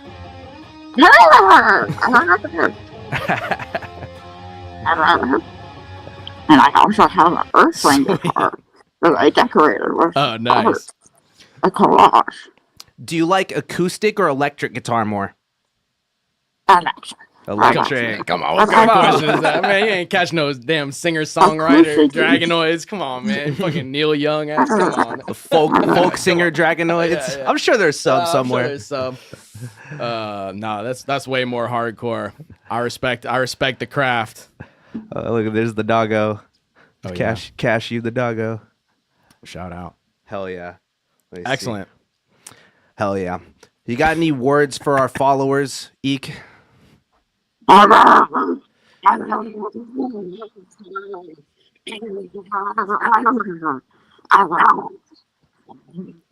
Very well spoken, very well said. I couldn't agree more personally. I didn't quite catch all of that, but I agree with it in spirit. Hell yeah. Rock on. Fuck yeah. Okay. All right. Well, thank you so much, Eek. Thank you for joining us, bro. I'm gonna message you later, bro. You're a real one. Keep it up. All right. Thank you. Hell yeah. Thank you so much. Keep breathing man. that fire. Spitting that fire. Spitting that fire. Hell yeah. Woo woo. Eek the Dragonoid, everybody. Go ahead and give them a follow. Artist, musician, fellow Shred Lord. Our next spot could not make it, unfortunately. Alan the Enigma, he unfortunately wasn't able to bop in. Brandon, you wanna hop in here? You wanna get it popping here? A little early. What's up, man? How you doing? Good, my Zudes. Yeah, dude. Yeah. Thanks for joining us on the ZUDECAST, the road to 100, man. Thank you for having me, bro. I'm honored to be here. Dude, hell yeah. So I see on your page it says that you're a photographer and a videographer, and you were mentioning earlier that you're majoring in photography too. When'd your interest in photography kind of start? And how'd you get into that? It's funny. I've always like been like a super tech savvy kid. Like I remember going to like thrift stores, grocery stores, like any place I could find like a little piece of like tech to get my hands on. I would just like fiddle with it because I'd always like bug my mom to be like, "Can we get this camera? Can we get this old laptop?" I always just found myself to be like a super like nerdy, geeky, like you know what I'm saying, just a random kid who just liked having like actually like find random stuff to put uses to. Mm-hmm. Like I would disassemble it, but then not put it back together because I wasn't really like that, like, you know, smart at the time before I could just like actually put it back together. I was like, you know what, I'm just taking it apart and see what's inside. Like to this day, we have like a stupid old like what's it called? Mac desktop that we just have like lying around my mom's office, which I'm currently occupying right now. Shout out to her. But yeah, it was mainly like prime COVID, like absolutely like this is like my junior year of high school, where I was just like, you know what? I'm gonna actually put my nose to the grindstone. I asked my mom for a camera for Christmas. She got me a camera. I really just like started like actually getting into the craft, like YouTube, like literally did the whole nine, went around the laps a couple times, and here we are now. So it really just like started like all of COVID, and it just blossomed from there. That's crazy. So you were still in high school during the beginning of COVID. I don't think I haven't really talked to too many people that were still like dealing with high school bullshit. Like, what was that like, man? Because I can only imagine, dude. Because I wasn't even in school at all when COVID started hitting. You know, I was just a grown ass adult at a normal job. I'm like, I can't even imagine like the bullshit of dealing with going to high school during COVID. It wasn't even sensory overload. It was more like a sensory desynchronization in a sense, because where you could just like literally wake up, go to school on your laptop, and then just like you didn't have to go anywhere. You could literally like I could just lay in bed and go to school. But obviously, you know, my mom was like, "Okay, you need to sit at a desk to keep yourself stimulated to where you can't just like wander off." But I always wander off anyway because it's online school. So like every like 24, like it was like 40, 45 minutes, I would just like hop off, get lunch some. Then because like literally, since all of our classes were online, which threw me off for a loop, because number one, I was one of the fortunate people to not have to deal with homeschooling, even though like my sister's homeschooled right now, which I'm not. Well, I can't say I'm not the biggest fan of it, but it's just like I can see why growing up. But it's like me personally, I had to deal with I had to like go through like the whole nine, just like going through K through 12, just being in like an actual public school. So there's definitely merit to it, but there's also like some demeriting stuff to it, to where it was just like, I don't know. But yeah, it was weird, but also like super relieving, because then it left me with a bunch of time on my hands that I could use to do like other stuff, like build up my hobbies, get into other stuff that I've been meaning to get into for a while. So it was just like, it was a blessing and a curse, but more of a curse because I couldn't really see my homeboys like that. But we used to just chop it up on Discord and on the game and all that stuff. So it didn't really matter at the end of it. Hell yeah. How long were you doing virtual school for? It was like the beginning of junior year or like it was the like middle of the year, huh? Because it was March. Yeah, it was like March, and then it just like pretty much turned into the whole year. Yeah, from like all of 2020, like early 21, I think. Wow, damn. Because we didn't really come back to school until like my senior year, which was 22. Wow, that's crazy, dude. Because like, yeah, I can't even imagine that. Because I mean, that is like the one, like public school obviously got a lot of problems, but that is the one benefit of it. It's like you're learning how to be a social creature and like hanging out with other people. I mean, obviously, if you're already in high school, you're a little bit, you know, you're more socialized and, you know, dealing with people more on a regular basis for several years at that point. But I'm like, I can't even imagine what it was like for all the young kids, you know, who are like still in their formative development years. Like, you know, like I get, you know, you don't want to spread fucking diseases, but like, you know, when people have a mask on for like, when you're trying to learn how to speak English, or you're trying to learn how to just do basic things, or like read emotions or all that thing. I think there's going to be we think Gen Z's fucking crazy, dude. Oh my God. Like we're in for a storm, bro. Yeah. The next generation, when they grow up, it's going to be nuts, dude. It's going to be nuts. Actually insane. That is good that it gave you more time to do what you actually wanted to do and get more into the photography and videography. Because I mean, like that's really what it is. High school is, man, it really is just a kind of a big waste of time for a lot of folks. Yeah. Truly, it's, you know, it really was. It's you're there for the fun, you're there for the hanging out, making friends, having the memories, all that. But like, it's like, man, I feel like so many creative types and other people who want to get into different trades and different things. It's like, dude, they'd be so much better off. I mean, I know some places in Europe that they have a few years in high school where they basically don't have to take any other normie classes. Like they could just be like, all right, I want to be a fucking carpenter and just do like all that, or like learn how to be a mechanic when they're like 15 or whatever, you know, something like that.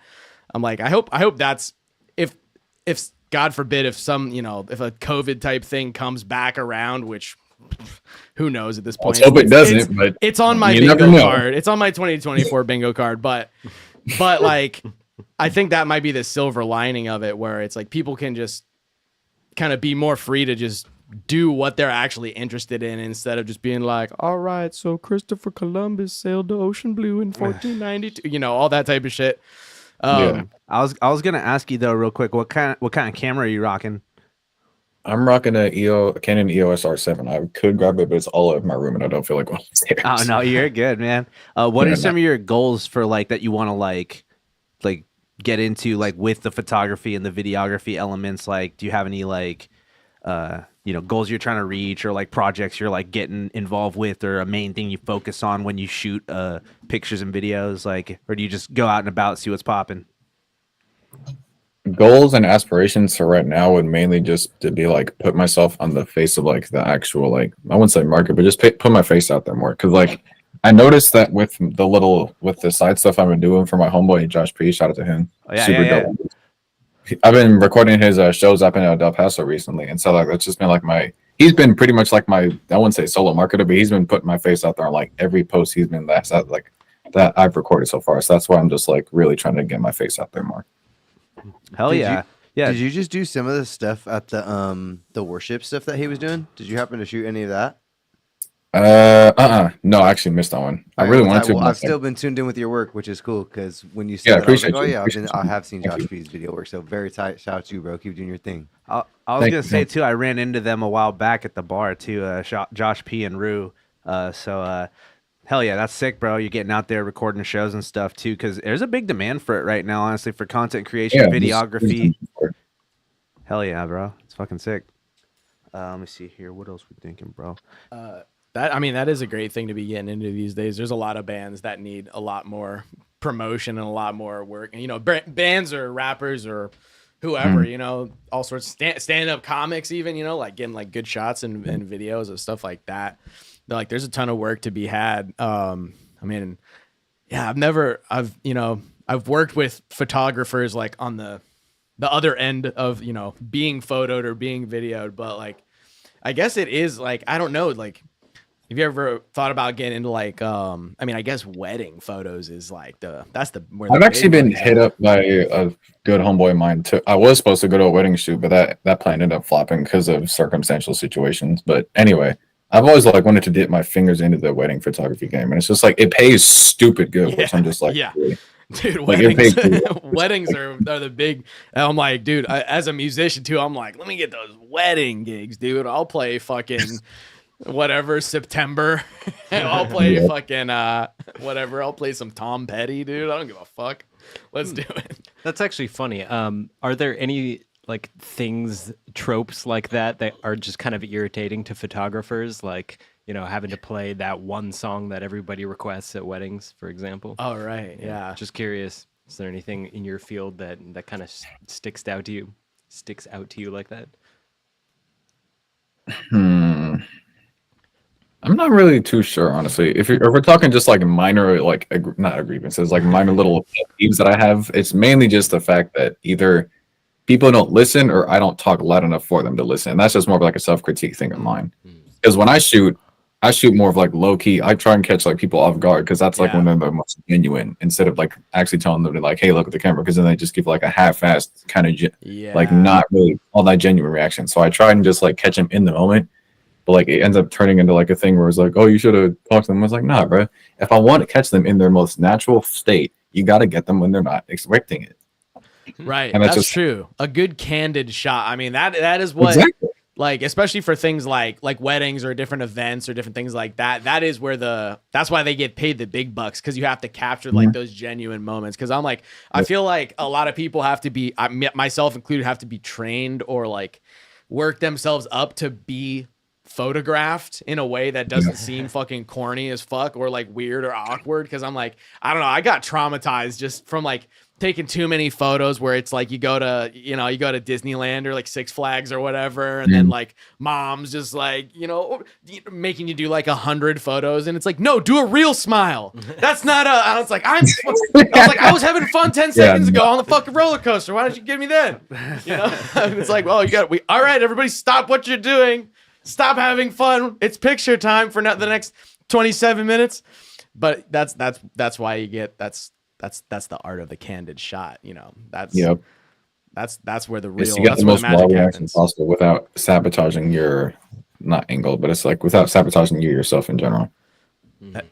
Have you ever messed around with like nature photography? Oh, bro, I Has fucking dabbled love with nature it, yeah. photography. Yeah, I have like a whole fucking 150 to 600 lens that stretches out like this fucking far. Like that shit's sick, perfect, dude. like bird shots, nature. Like I fucking love nature, dude. Mm-hmm. I'm like a humongous green thumb on me, bro. Hell yeah. I see on your page too. You're setting up a skateboard too. You skate much or? Oh yeah, well, not much, but like me and my homeboys used like we still dibble and dabble and skate, but it's just like life kind of took over to where we just kind of like we don't do it as much anymore. But I still love to skate. Like shit, I'm trying to get into roller skating right now, actually. Oh yeah. Hell yeah. Yeah, that's another cool overlap there too, is skateboarding and photography. That got me. I'm not gonna lie, I feel like because I used to make my own skate videos when I was a kid and stuff, and I feel like a lot of that editing from back then is like coming back now and being super useful with a lot of the ideas and stuff too. So there's a lot of inspiration there. Especially for videography too, because it's like there's a lot of cinematics and like angles and like direction and shit for how to get cool shots. So I thought that was dope. Was it like an old school board too? Is that like a Caballero? Is that a fucking? It's a super wide board. I'm trying to because I want to like I've always like had like a knack for like bowl skating. Not more like I fuck with street skating, but it's like bowl skating just like really like does it for me. I don't know why. It's just like it's super dope. It's fun.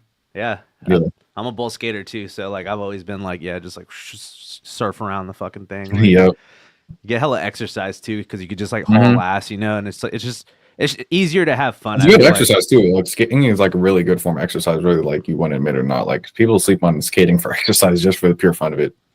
Yeah, man. That's why I'm trying to get back into it. Honestly, I'm like I need to get back into fucking shape. So it's all that balance, that core strength and shit. Something which I lack, but that's awesome, man. Hell yeah.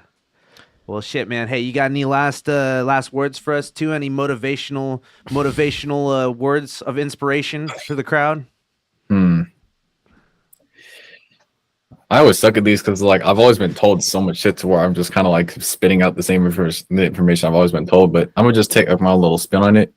When life's, don't let life. You feel me? I'm repeating the same word 4 times, but if you really get what I'm trying to say, you get what I'm trying to say. When life isn't life in the way you want it to life, make your life the way you want it to life. You go life right in its life, bro. See, he gets it. Yeah. He grabbed the life by the life. I love English. That's what you really gotta do. Just make life your life, bro. Stop life from the way you don't want to life.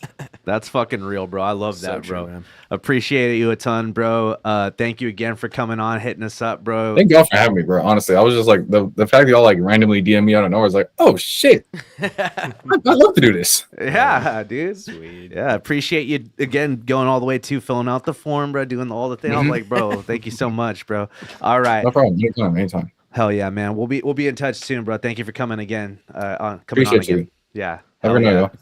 All right, have a good one, brother. Hey, for anyone that wants some photo work done, hit up bando_brandeezy on Instagram. There's a link down in the description as well. Hell yeah. Let's check if we got any chats real quick. Let's see here.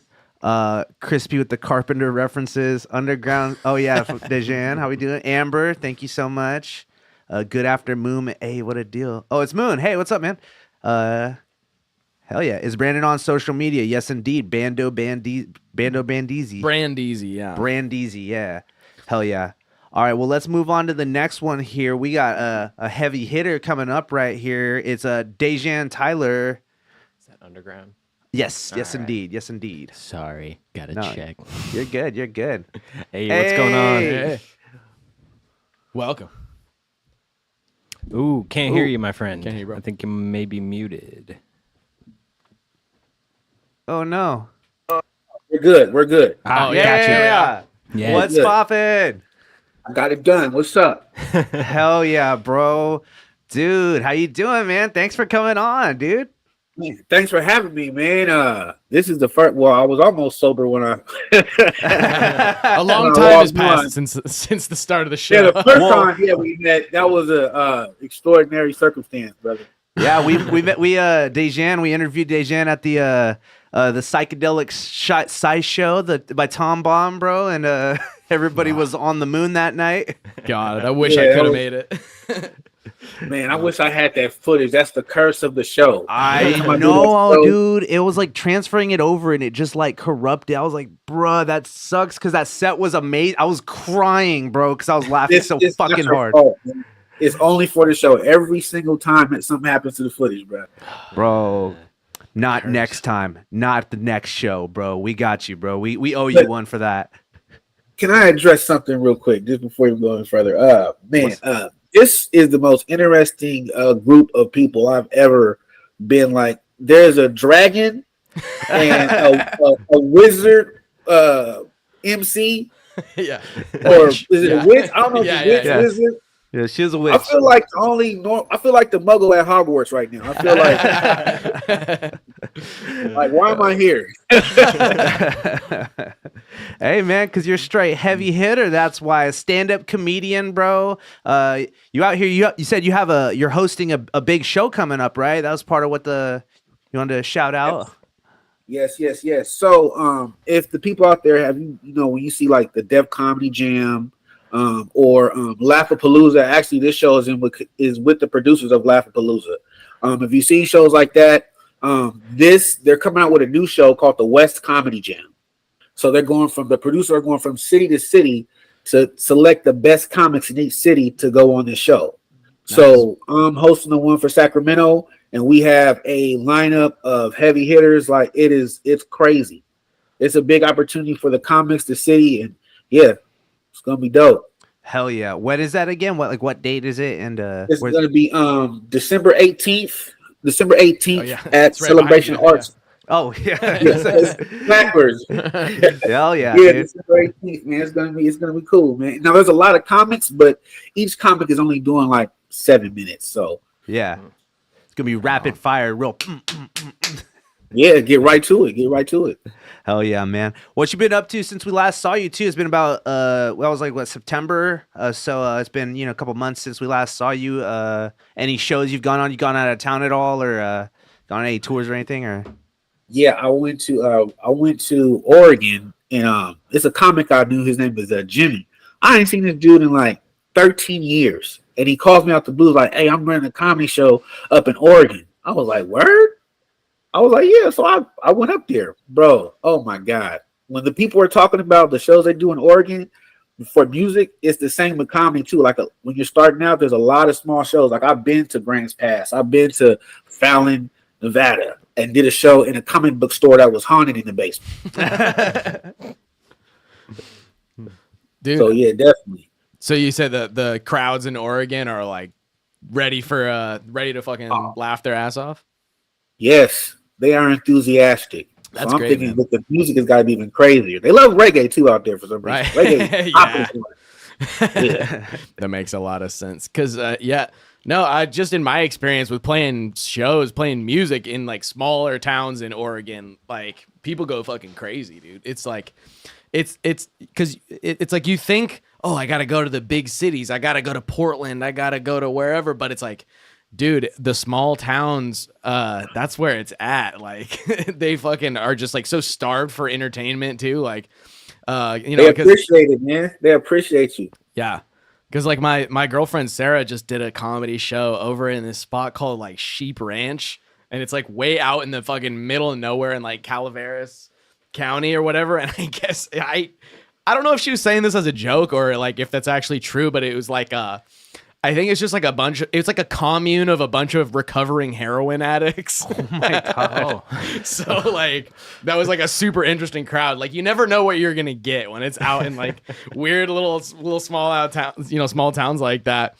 Dude, I think I saw you at the Punchline at the what's it called, the callback bar.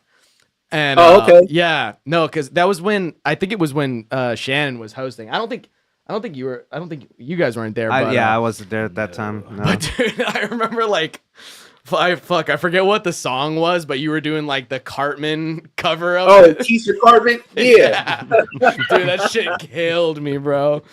Because it was just like, they were bringing you up. They had the background music going on, and then you just started like just fucking singing the whole thing, but as Cartman. And then they started like fading it out, and you're like, bring that shit back. And you did like almost the whole song. I was like, dude, I was fucking all the dying. comments were singing at the end. That was fun. I had a good time. That was awesome, man. Oh yeah, man. Dejan, what are some of the wildest shows you've ever played? Like, what's the weirdest, most bizarre set you've done, or been like? I went to a casino. I can't remember the name of the casino. This is one. I mean, there's some really wilder ones, but this one, I don't know where. Yeah, this one, this is a safe one. So, the casino's in the middle of nowhere. Like, it's like you go up to the Washington River, whatever river that is, right there, and you just don't cross it. You just keep going this way. So, people showing up in a helicopter, right? So I'm doing the show. Yeah, it's like that. So I'm doing a show, and I say something about Sacramento, and somebody says, "Hey, man, I'm from Rancho Cordova." I'm like, "What the?" And so it's a group of the Native Americans, and I guess he said his dad was like the tribal chief or something. He's like, "You guys come hang out with us, bro." I tried to drink with them, and I failed miserably. Damn. Like, they're like, "You want to go to the reservation and ride some horses?" I was like, "Hell no, nah. It's pitch black. Have you seen the reservation, bro?" I'm like, "Nah." Man, I don't know. Hell yeah, like, They're getting down on the fire water over there. yeah, man. Like some stereotypes, like, you know what I'm saying? Like some stereotypes, I didn't know. I thought it wasn't true, but yo, it's yeah. Shot. These are the women is taking us down. Like another one, I'm like, God damn. Like, Hold on, you said someone arrived in a helicopter, though. Did you get to talk to that person that showed up in a helicopter? And was there like a helipad, or did they just like land in the parking lot? yeah, they had money. They wasn't talking to us. Man. They walked in. They had like they was white people, but they had on like the Navajo rug ponchos. Oh and, yeah, $3,000 boots. I was like, Right. oh yeah. Is that They didn't talk to nobody. Elizabeth Warren's family? I'm sure. Probably had some money. Because they were like saying, "Oh, they're coming in a copter. Oh, the helicopters come like helicopter to this place." That's crazy. that's fucking funny, man. Whew. What I forgot. What You guys ain't got no questions, huh? You guys look. Hey, you guys' brains moving, dude. Our brain's pretty scrambled after interviewing a Dragonoid. Bro, what? Seriously, what is that? Are you like? I couldn't understand them, but it seemed like you could. I could. So, like, is there subtitles? That's my friend. Did I not turn it on? That's my Just gotta friend. pick up the lingo. It's kind of like when R2D2 talks to Luke, and he's like, "Yeah, totally." Okay, does everybody else? Because I'm sitting there adjusting the mic, and I'm trying to like, hold on. yeah. No, it wasn't just you. I don't know. This guy was like, "Yeah, we're getting a lizard person on the show." I was like, "Huh?" A Dragonoid, to be fair. It didn't seem to fair enough, last. fair enough. Distinction. I don't speak dragon at all. I was like, this, okay, all right. But I was fucking with it though. I'm like, do your thing, bro. Dude, I remember when I saw the Zudes are multilingual, by the way. That's why we're able to understand I can Dragonoid. see you have a very interesting group of people. I'm honored to be here. Like I just tell dude. jokes. You got a wizard and a rapper at this. That is dope. Hell yeah. shout We're out. we're honored to have you, bro, for real. You hit us up, I was like, hell yeah, motherfucker, let's go. Dude, I know one of these days we gotta have like a Zude comedy jam and just like have a bunch of like stand-ups and like music and bands and all that kind of stuff going on. Like that's gonna be in the works for 2024. I know when I saw your set a while ago, it was the same set where you were doing the Cartman bit. I know you had like a whole bit on fucking on Super Mario Bros too. That shit was hilarious, dude. And I'm like, Oh, thanks, man. I've been working on it. There's an older one, and then there's a newer one. I think that's the one about how Super Mario Brother, he's not really that good of a guy. yeah. You know what I'm saying? Like you already know what it is with that. It's like, come on, she's a princess, you're a plumber. Like, come on, dude. you're overshooting your shot, man. Right. It's an aspirational blue collar. Yeah, he's insane. He's insane, dude. So did you grow up playing a lot of video games?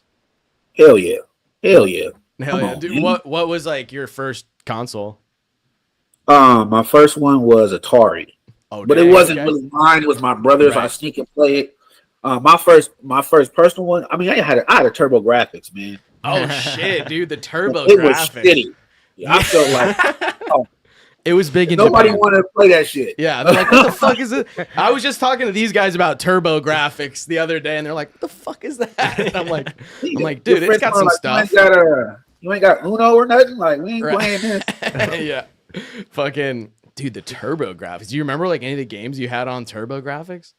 Nah, I think I erased them from my memory, man. It was traumatizing. Dude, we took it back. We ended up returning it.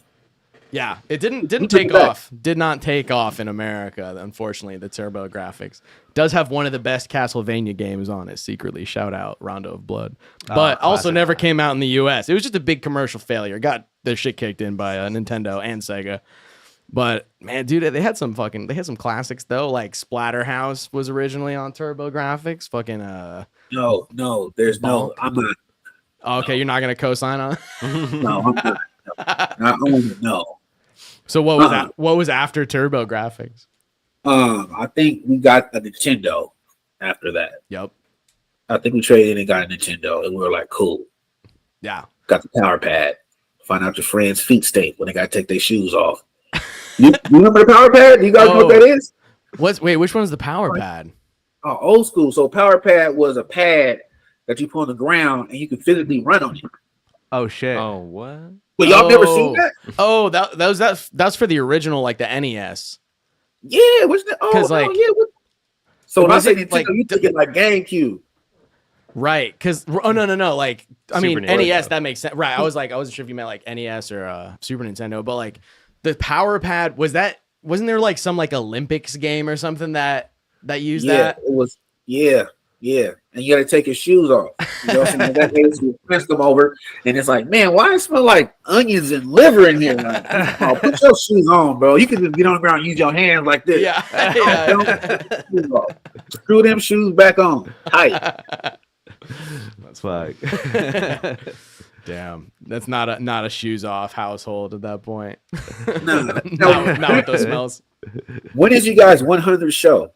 It's gonna be on Monday. Yeah, next Is week. it the same Monday as this? It is the same Monday as that, unfortunately.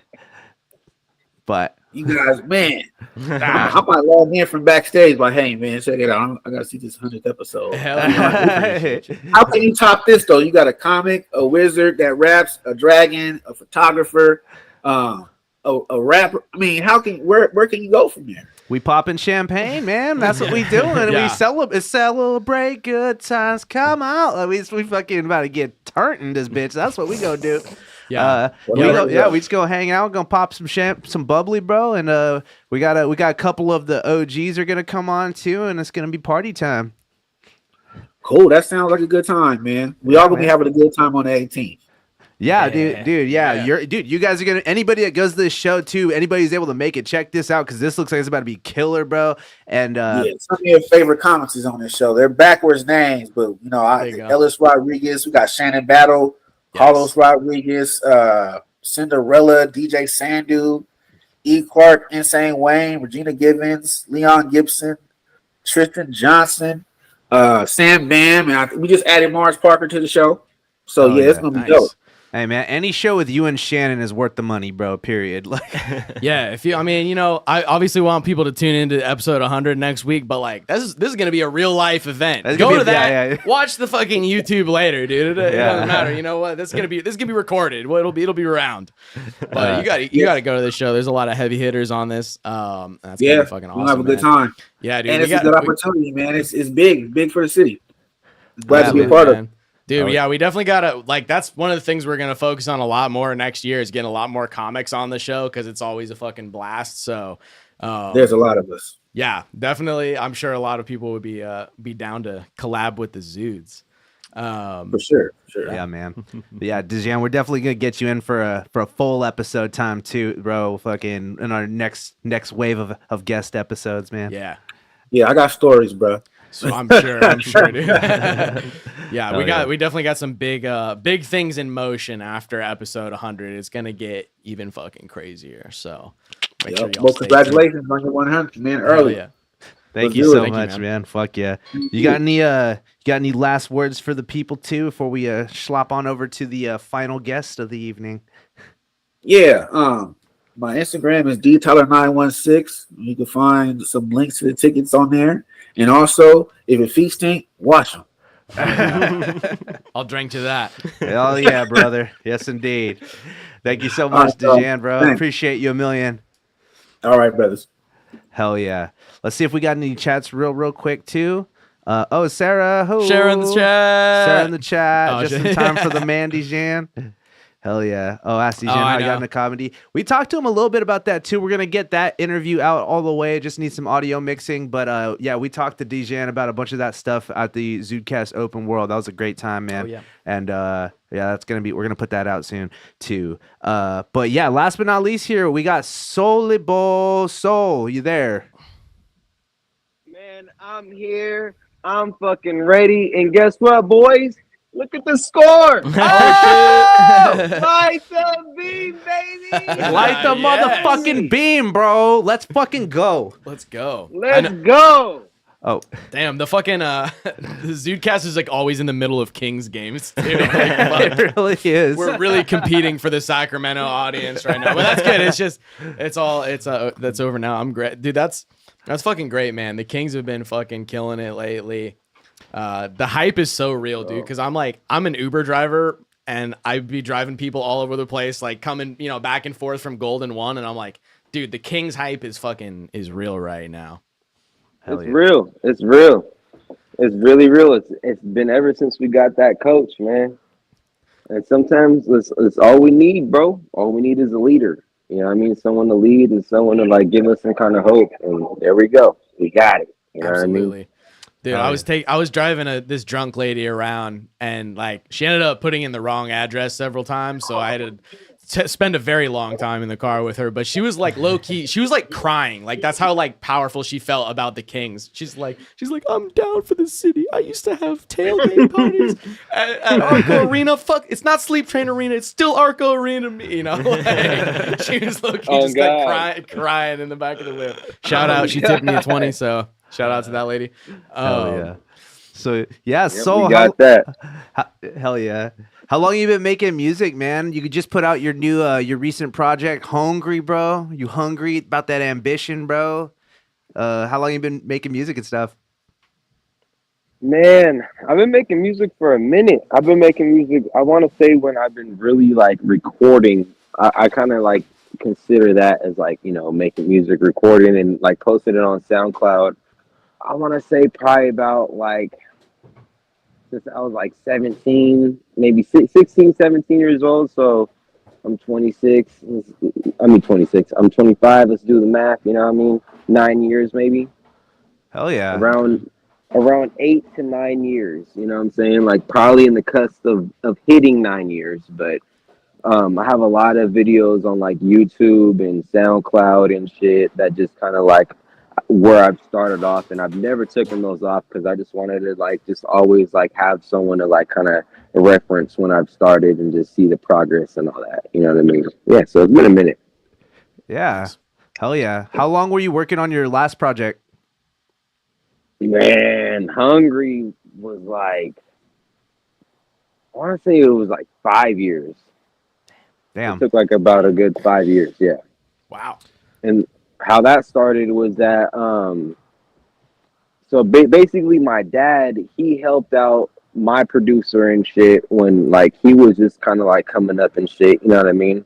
And then so when I was young and shit, and my dad being in like the fucking rap and all that shit, and like being in the cuff, and him winning Sammys and shit to where like they can't fucking win them no more, and they have to let other motherfuckers like like come in the game and shit.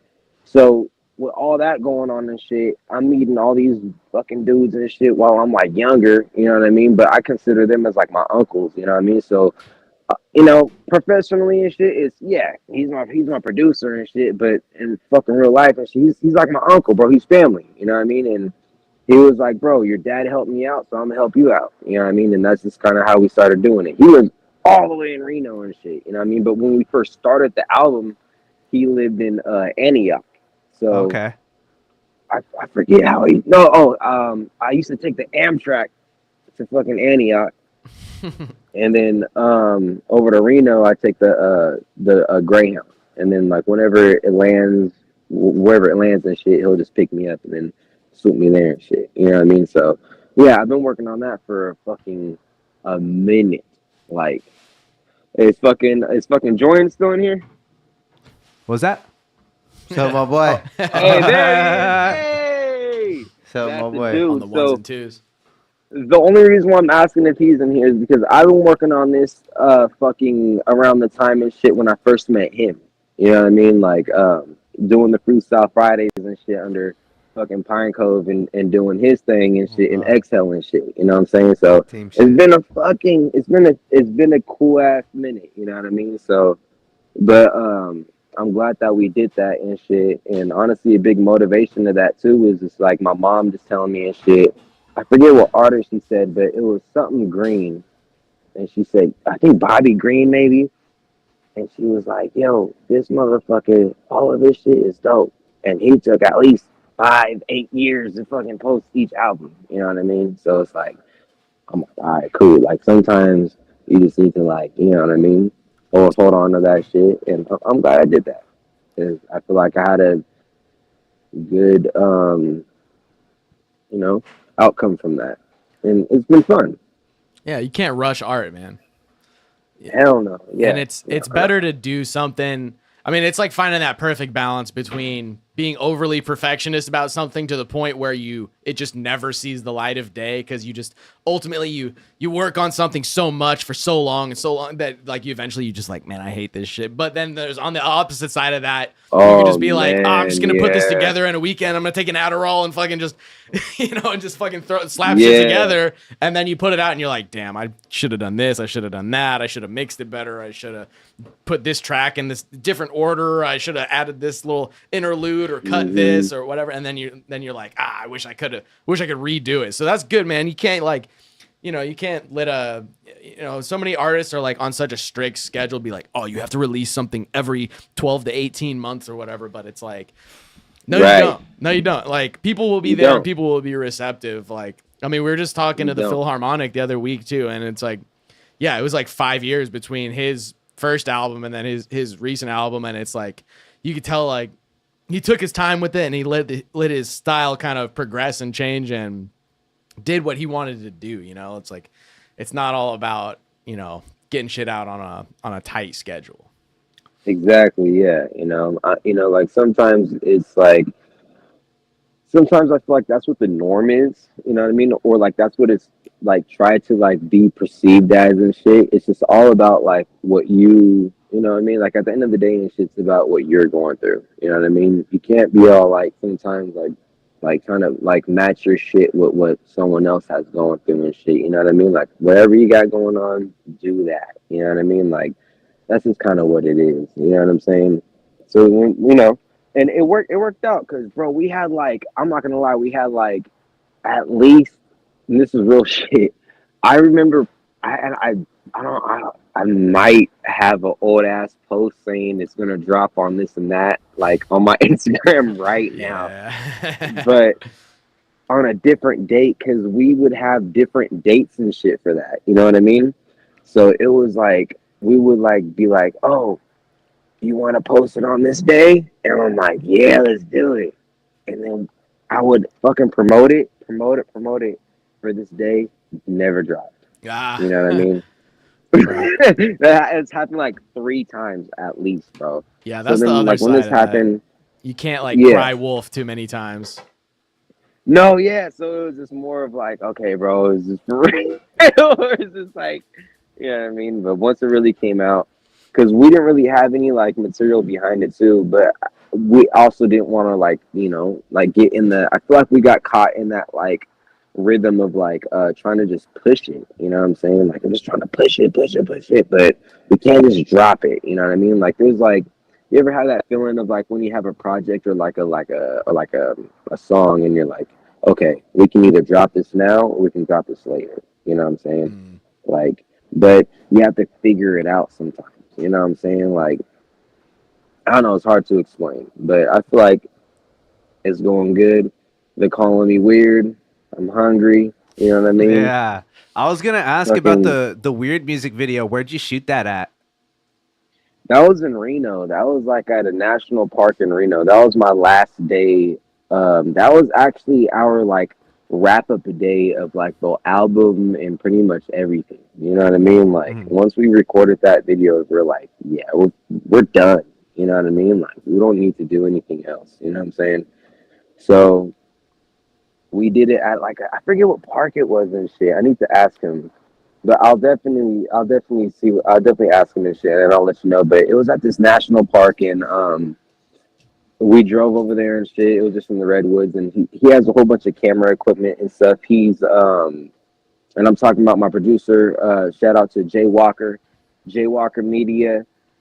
He's doing a lot of like he shoots videos and he does photography and he produces. He's just artistic and he's just fucking creative like a motherfucker, you know what I mean? And he has his own like way of like doing shit and it's dope. So he already had this like this area set out and shit. And my girl's in the video, like that's one of the only videos where my girl's in there and shit. Nice. So it's pretty dope. Like she's like in the background just standing there and shit. Like we just needed more people just like kind of moving around and shit. But yeah, you know what I mean? So that's pretty much what it was. And I remember that video, bro. I was hungover than a motherfucker.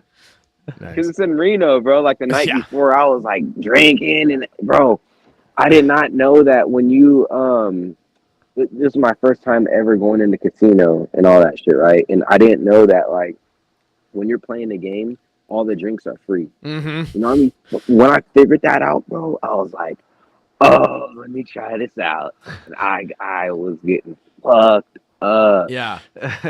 That's the secret for a lot of those places. You don't actually have to be gambling. You just like stand in front of a slot machine with a cigarette and you just like there's just a button that's like another whiskey ginger please. Beep boop bop, bop, bop, bop. Just spam the button. Yeah, that's how they fucking get you, dude, because you feel like you're like, I'm basically making all the money back in fucking you know, in drinks that I lost gambling. That's how they fucking get you, dude. I think probably 75% of the population of Reno is hungover.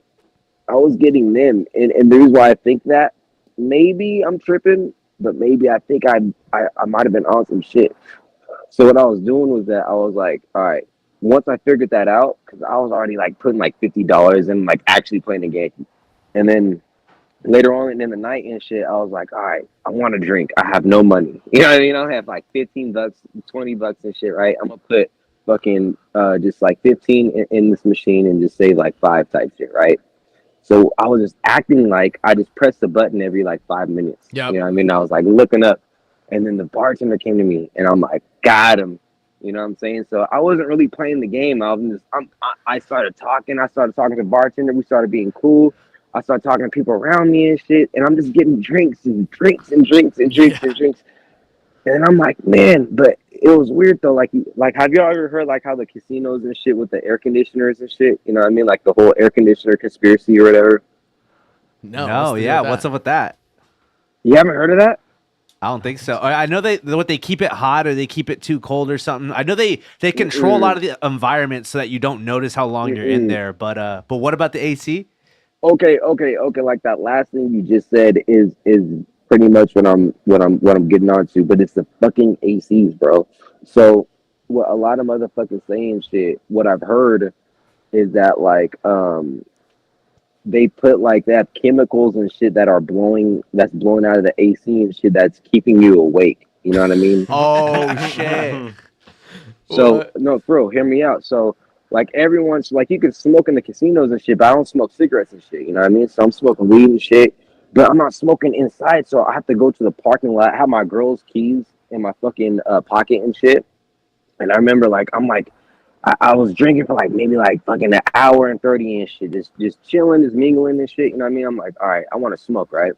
So then I go outside and shit, right? And then immediately when the atmosphere hit me and shit, I'm like, oh shit. I'm like struggling to get to the car and shit.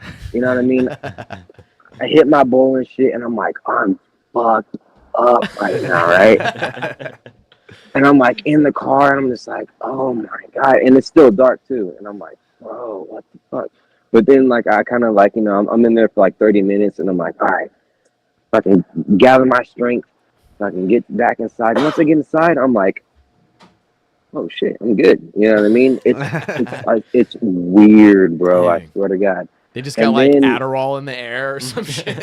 It's something that keeps you up. I promise you. It's like something that like it keeps you up. You know what I mean? And then when I remember going to my room and like getting in the elevator, the fucking same effect I felt in the parking lot. So it's like only in like where the games are at. You know what I'm saying? On the show floor. Because once I got to my room, I don't even think I made it to my bed. I was like fucking everything just hit at once, and I was like, oh shit, you know what I mean? But I woke up in my room and shit, and I was good. But like my girl was like, man, what happened? I'm like, man, and then the very fucking, you know, on that morning we did that music video. You know what I mean? So I did all those drinks, all that shit. Figured out that the fucking air conditioner's fucking crazy. You know what I mean? And I was like, oh shit. Oh yeah, we have a music video tomorrow. Fuck. Yeah, man. Dude, that's obviously the perfect conditions for getting on camera. Is just being hungover as shit.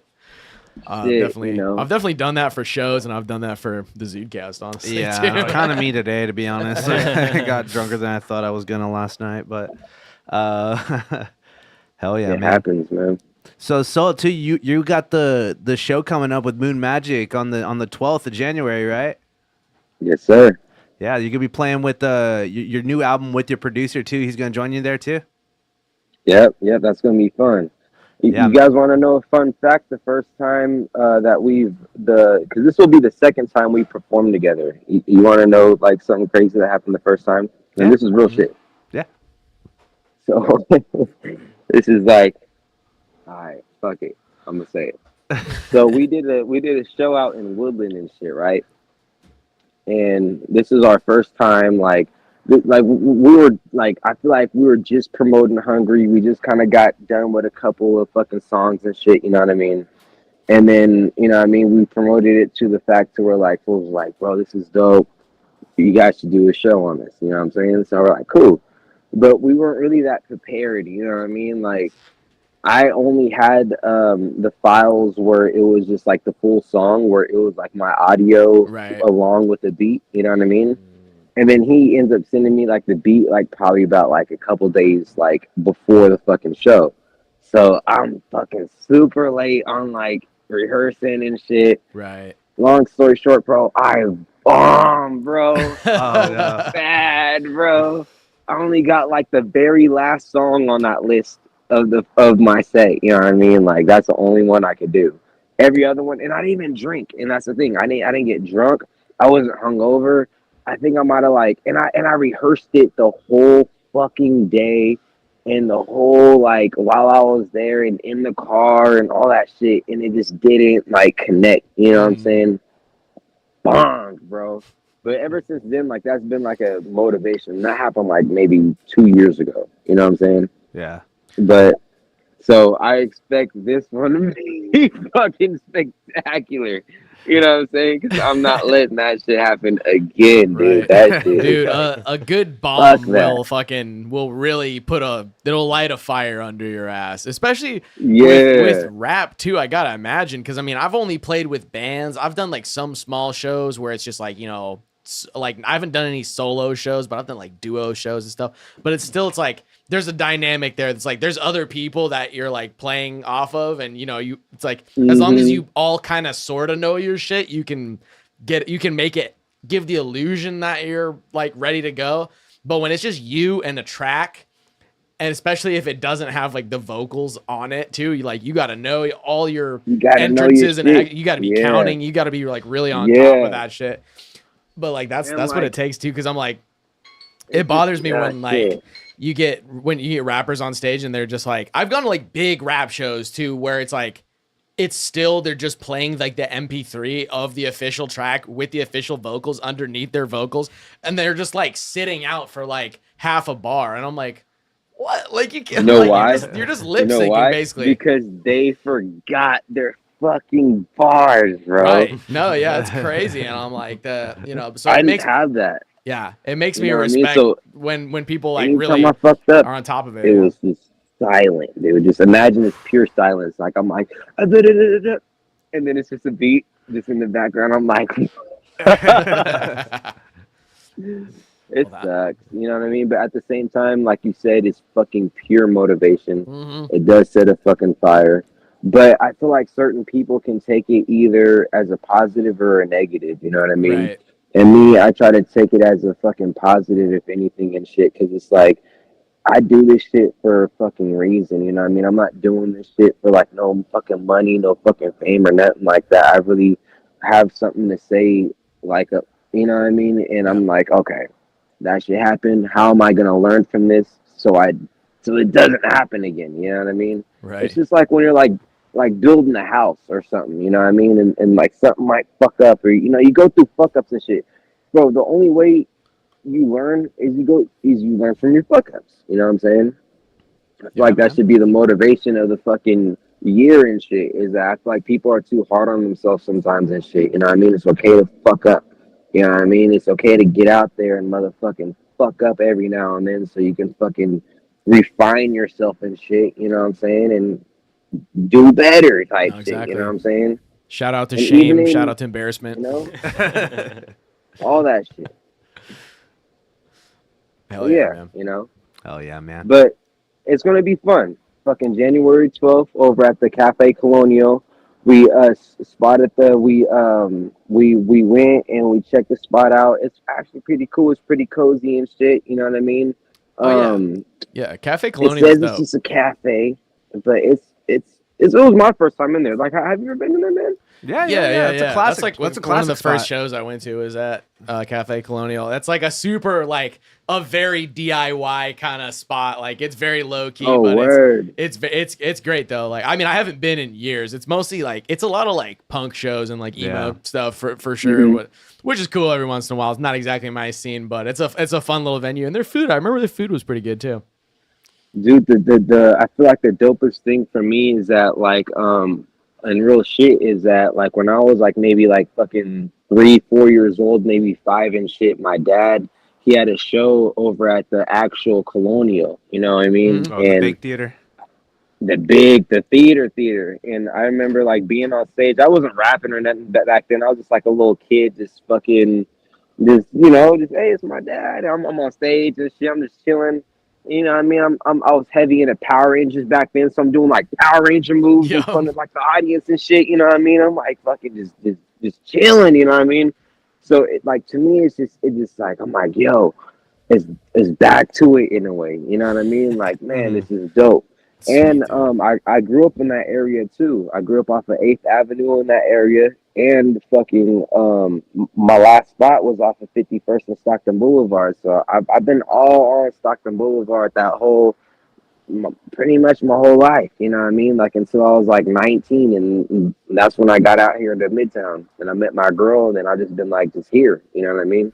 But I've been there, and it's dope. So like, I plan to fucking rock this motherfucker out. You know what I mean? Like for me, it's like a fucking home stadium kind of like feeling this shit. You know what I mean? It's like fucking back home. You know what I'm saying? Like let's go, let's do it. You know what I mean? And I'm just glad that I'm able to do this and shit. Cause like when I first like, I feel like a big motivation and shit for me to like be able to do what I'm doing in SAC and shit, and to say what I'm able to say and shit without fucking being canceled. Is like that motherfucker Mozzie, bro. I grew up listening to that motherfucker and shit. And ironically, he can't do any fucking shows in SAC because of all the bullshit. You know what I mean? Right. So it's like, all right, don't do that. You know what I mean? Like, because I love SAC, man. I'm born and raised here, man. I fucking Sacramento is my fucking is my everything and shit. Like when I was watching But like the whole night tonight, I was watching the show and watching the Kings game at the time, fucking going in and out, fucking making sure my mic was muted. I'm like, bro, is my mic muted, bro? That was like my biggest stress. I was stressing out. I'm like, oh, my mic better be muted, bro. Blasting I'm like the game. yelling at the TV. Yeah, blasting the game. Me and my family are here just chilling and shit. You know what I mean? But it's all sack. It's all sack shit. You know what I mean? And I really love the shit that you guys do, because you guys put on a lot of fucking sack fucking shit that's going on, and a lot of things that I feel like people should fucking look at and people should learn about, and you guys are exposing the right shit, you know what I mean? Like, you guys are doing fucking dope shit, and Josh fucking is doing the same fucking thing and shit, you know what I mean? Like with the fucking Freestyle Friday, and with the CSSB studios and shit, and the red mics and shit, and just all that shit, bro. Like, all you guys are doing the right thing, you know what I'm saying? And because Sacramento is big, but it's also small, you know what I mean? Like, we can all fucking agree to that, bro, you know what I mean? But not everyone knows about this fucking spot. Everyone still thinks this is a bay for some reason. Motherfuckers think this is like Roseville. It's Roseville. It's Delta. It's fucking. It's somehow it's Folsom. Like, come on, bro. It's bro. Folsom Boulevard, Folsom, maybe. Roseville is Roseville. Yeah. But Elk Grove said, "Peace out, motherfuckers. We're gonna be Elk Grove now." Yeah, I mean, they were back. Now they're not. No. You know what I mean? Right. Like that, bro. It's like, bro. Oh yeah. We are Dude, stacked. I mean, You that's know what I it's mean? all about, man, is building the culture and the community and all that, like, and, you know, trying to put people on, put ourselves on too, and really like Put each other just on. get a like that's getting a spotlight on people that need to have a spotlight. Like, there's not a whole lot of outlets for you know, creatives and artists and comics and all these type of people, and you know, that's what we're here to do and have a fun time. No, doing but that's yep, and I'm glad that you guys are here. I'm glad that it's a fucking thing, because without you guys and shit, no one gives a fuck. You know what I'm saying? Yeah, we gotta fucking tooth and claw or get our way, fucking, you know, get Sacramento on the map, man. It's the fucking capital, No, dude. for Come real. on. The capital. It's a capital, brother. Exactly. Hell yeah. America.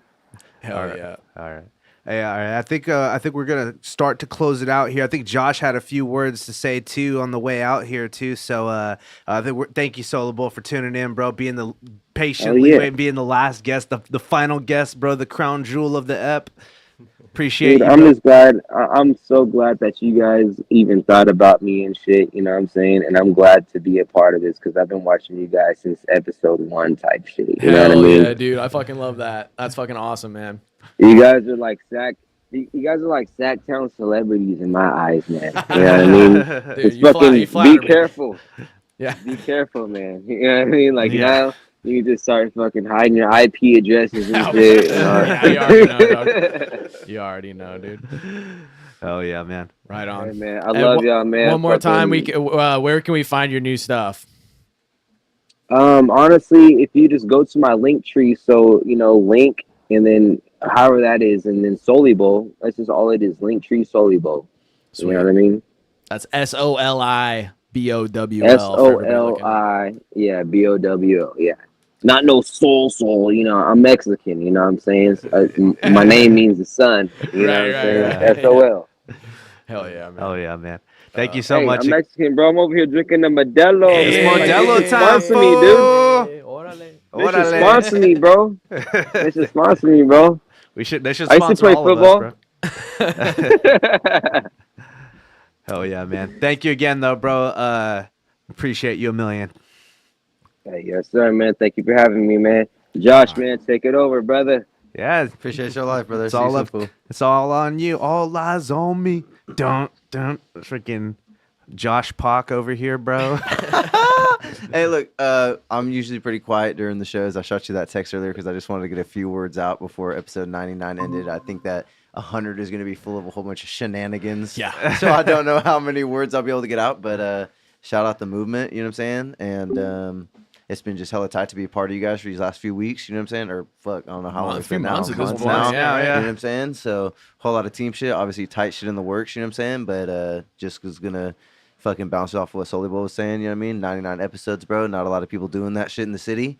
So just keep that shit up. You know what I'm saying? And shout out the tech dude over here in the corner that fucking we see go through it so often. And I'll switch the camera over here just to shout out you guys for fucking always holding that shit down. You know what I mean? It's been really, it's felt seamless since I've been here. So shout out you guys. It's been seamless, bro. Like, you're killing it. Yeah, fucking, you're like I said, you're overqualified for the job, low key. Yeah, but bro. dude, I appreciate you so much for fucking coming on board and really like helping us out and doing us a huge solid and like making this show like this show is like such a much tightly run ship. And shout out to fucking Eli too for putting out this whole itinerary together and like putting in the fucking work, dude. Like, we're all so fucking busy right now, and it's just an insane time financially and just everything. Like, it's fucking awesome to like be just doing what we're doing and just keep on fucking chugging along, man. Yeah. No cap, dude. And I'm gonna double down on it just because I don't know if people really know how hard it is to do something that consistent, bro. Like, you know what I'm saying? 3 years to show up every week, even if there's shows missed here and there, it doesn't matter, dude. Like, 3 years is fucking crazy. God, is it really? We're about to coming be. Coming from somebody that's on a podcast that's episode Jesus like 23, and then to be sitting here with you guys, you're like, oh yeah, dude, we're at 99. It's like, fuck, dude, that's a lot of arguments and headaches and for sure. broken technology and Absolutely. fucking, oh my god. But yep, all to say, shout out to you guys, appreciate it, and looking forward to 100 in 2024. You know what I'm saying? And shout out to anybody who watched the show, and we appreciate y'all so much for tuning in. Make sure you do all that, like and subscribe, turn on that bell notification so you can know when we drop, because we got a lot of big things in the works coming up. And once again, we do have a coffee page. It's very easy to donate. You can donate a couple bucks, dude. We got some more technology we got to buy. We got more cameras to buy. We got more headphones. We got a capture card. We got there's definitely some things in the work that's going to require us to really amp up the production level of the show. So it would be highly appreciated if y'all drop a couple bucks our way. And that would be fucking awesome. Yeah, man. Too. Yeah, buy us a coffee too. Josh went direct to buyer with his recent project too, right? So oh, dude, the direct to consumer is tight. 20-second wrap up, bro. It's just saying no, fuck all the streaming platforms. I mean, you should still do it. DSP is great for exploring like reach and shit, but like early release for the super fans, dude. Direct to consumer. I've got like a handful of sales. It's the equivalent of like 20,000 streams or something crazy, which I'm not getting anywhere near 20,000 streams. Dude, we're gonna have to definitely talk about that later. And like that's what I really want to move towards in 2024 is like doing a lot of like strategizing with people. It's like, because I feel like the very common thread of this show is like there's so many people out here who are really fucking grinding and doing this thing and like doing their podcast thing, doing their music thing, doing their rap thing, doing their fucking whatever it is, comedy. Fucking theater. Fucking theater kids don't get paid shit. We're out here. We're trying to fucking get this bag and secure these fucking resources. Like we all got to be working together. Merch people, fucking, people who are good at the administrative sides of things. It's fucking. We all gotta put in the teamwork right now because we can all collectively get this motherfucking bag, dude. Teamwork makes the scheme work, bro. Absolutely. No cap. All right, boys. Any final thoughts for the world, for Del Mundo? Zude 99. Yeah, man. I guess I got a couple plugs. Check out on December 30th, the Gold Souls are going to be in Oakland. And then on the 31st, we're going to be back in Sacramento at Torch Club. We're going to be fucking burning it down with Love Mischief and the Gold Souls, of course. And that's going to be a fucking awesome show. Make sure you check that out. And make sure to tune in for episode 100 on Monday.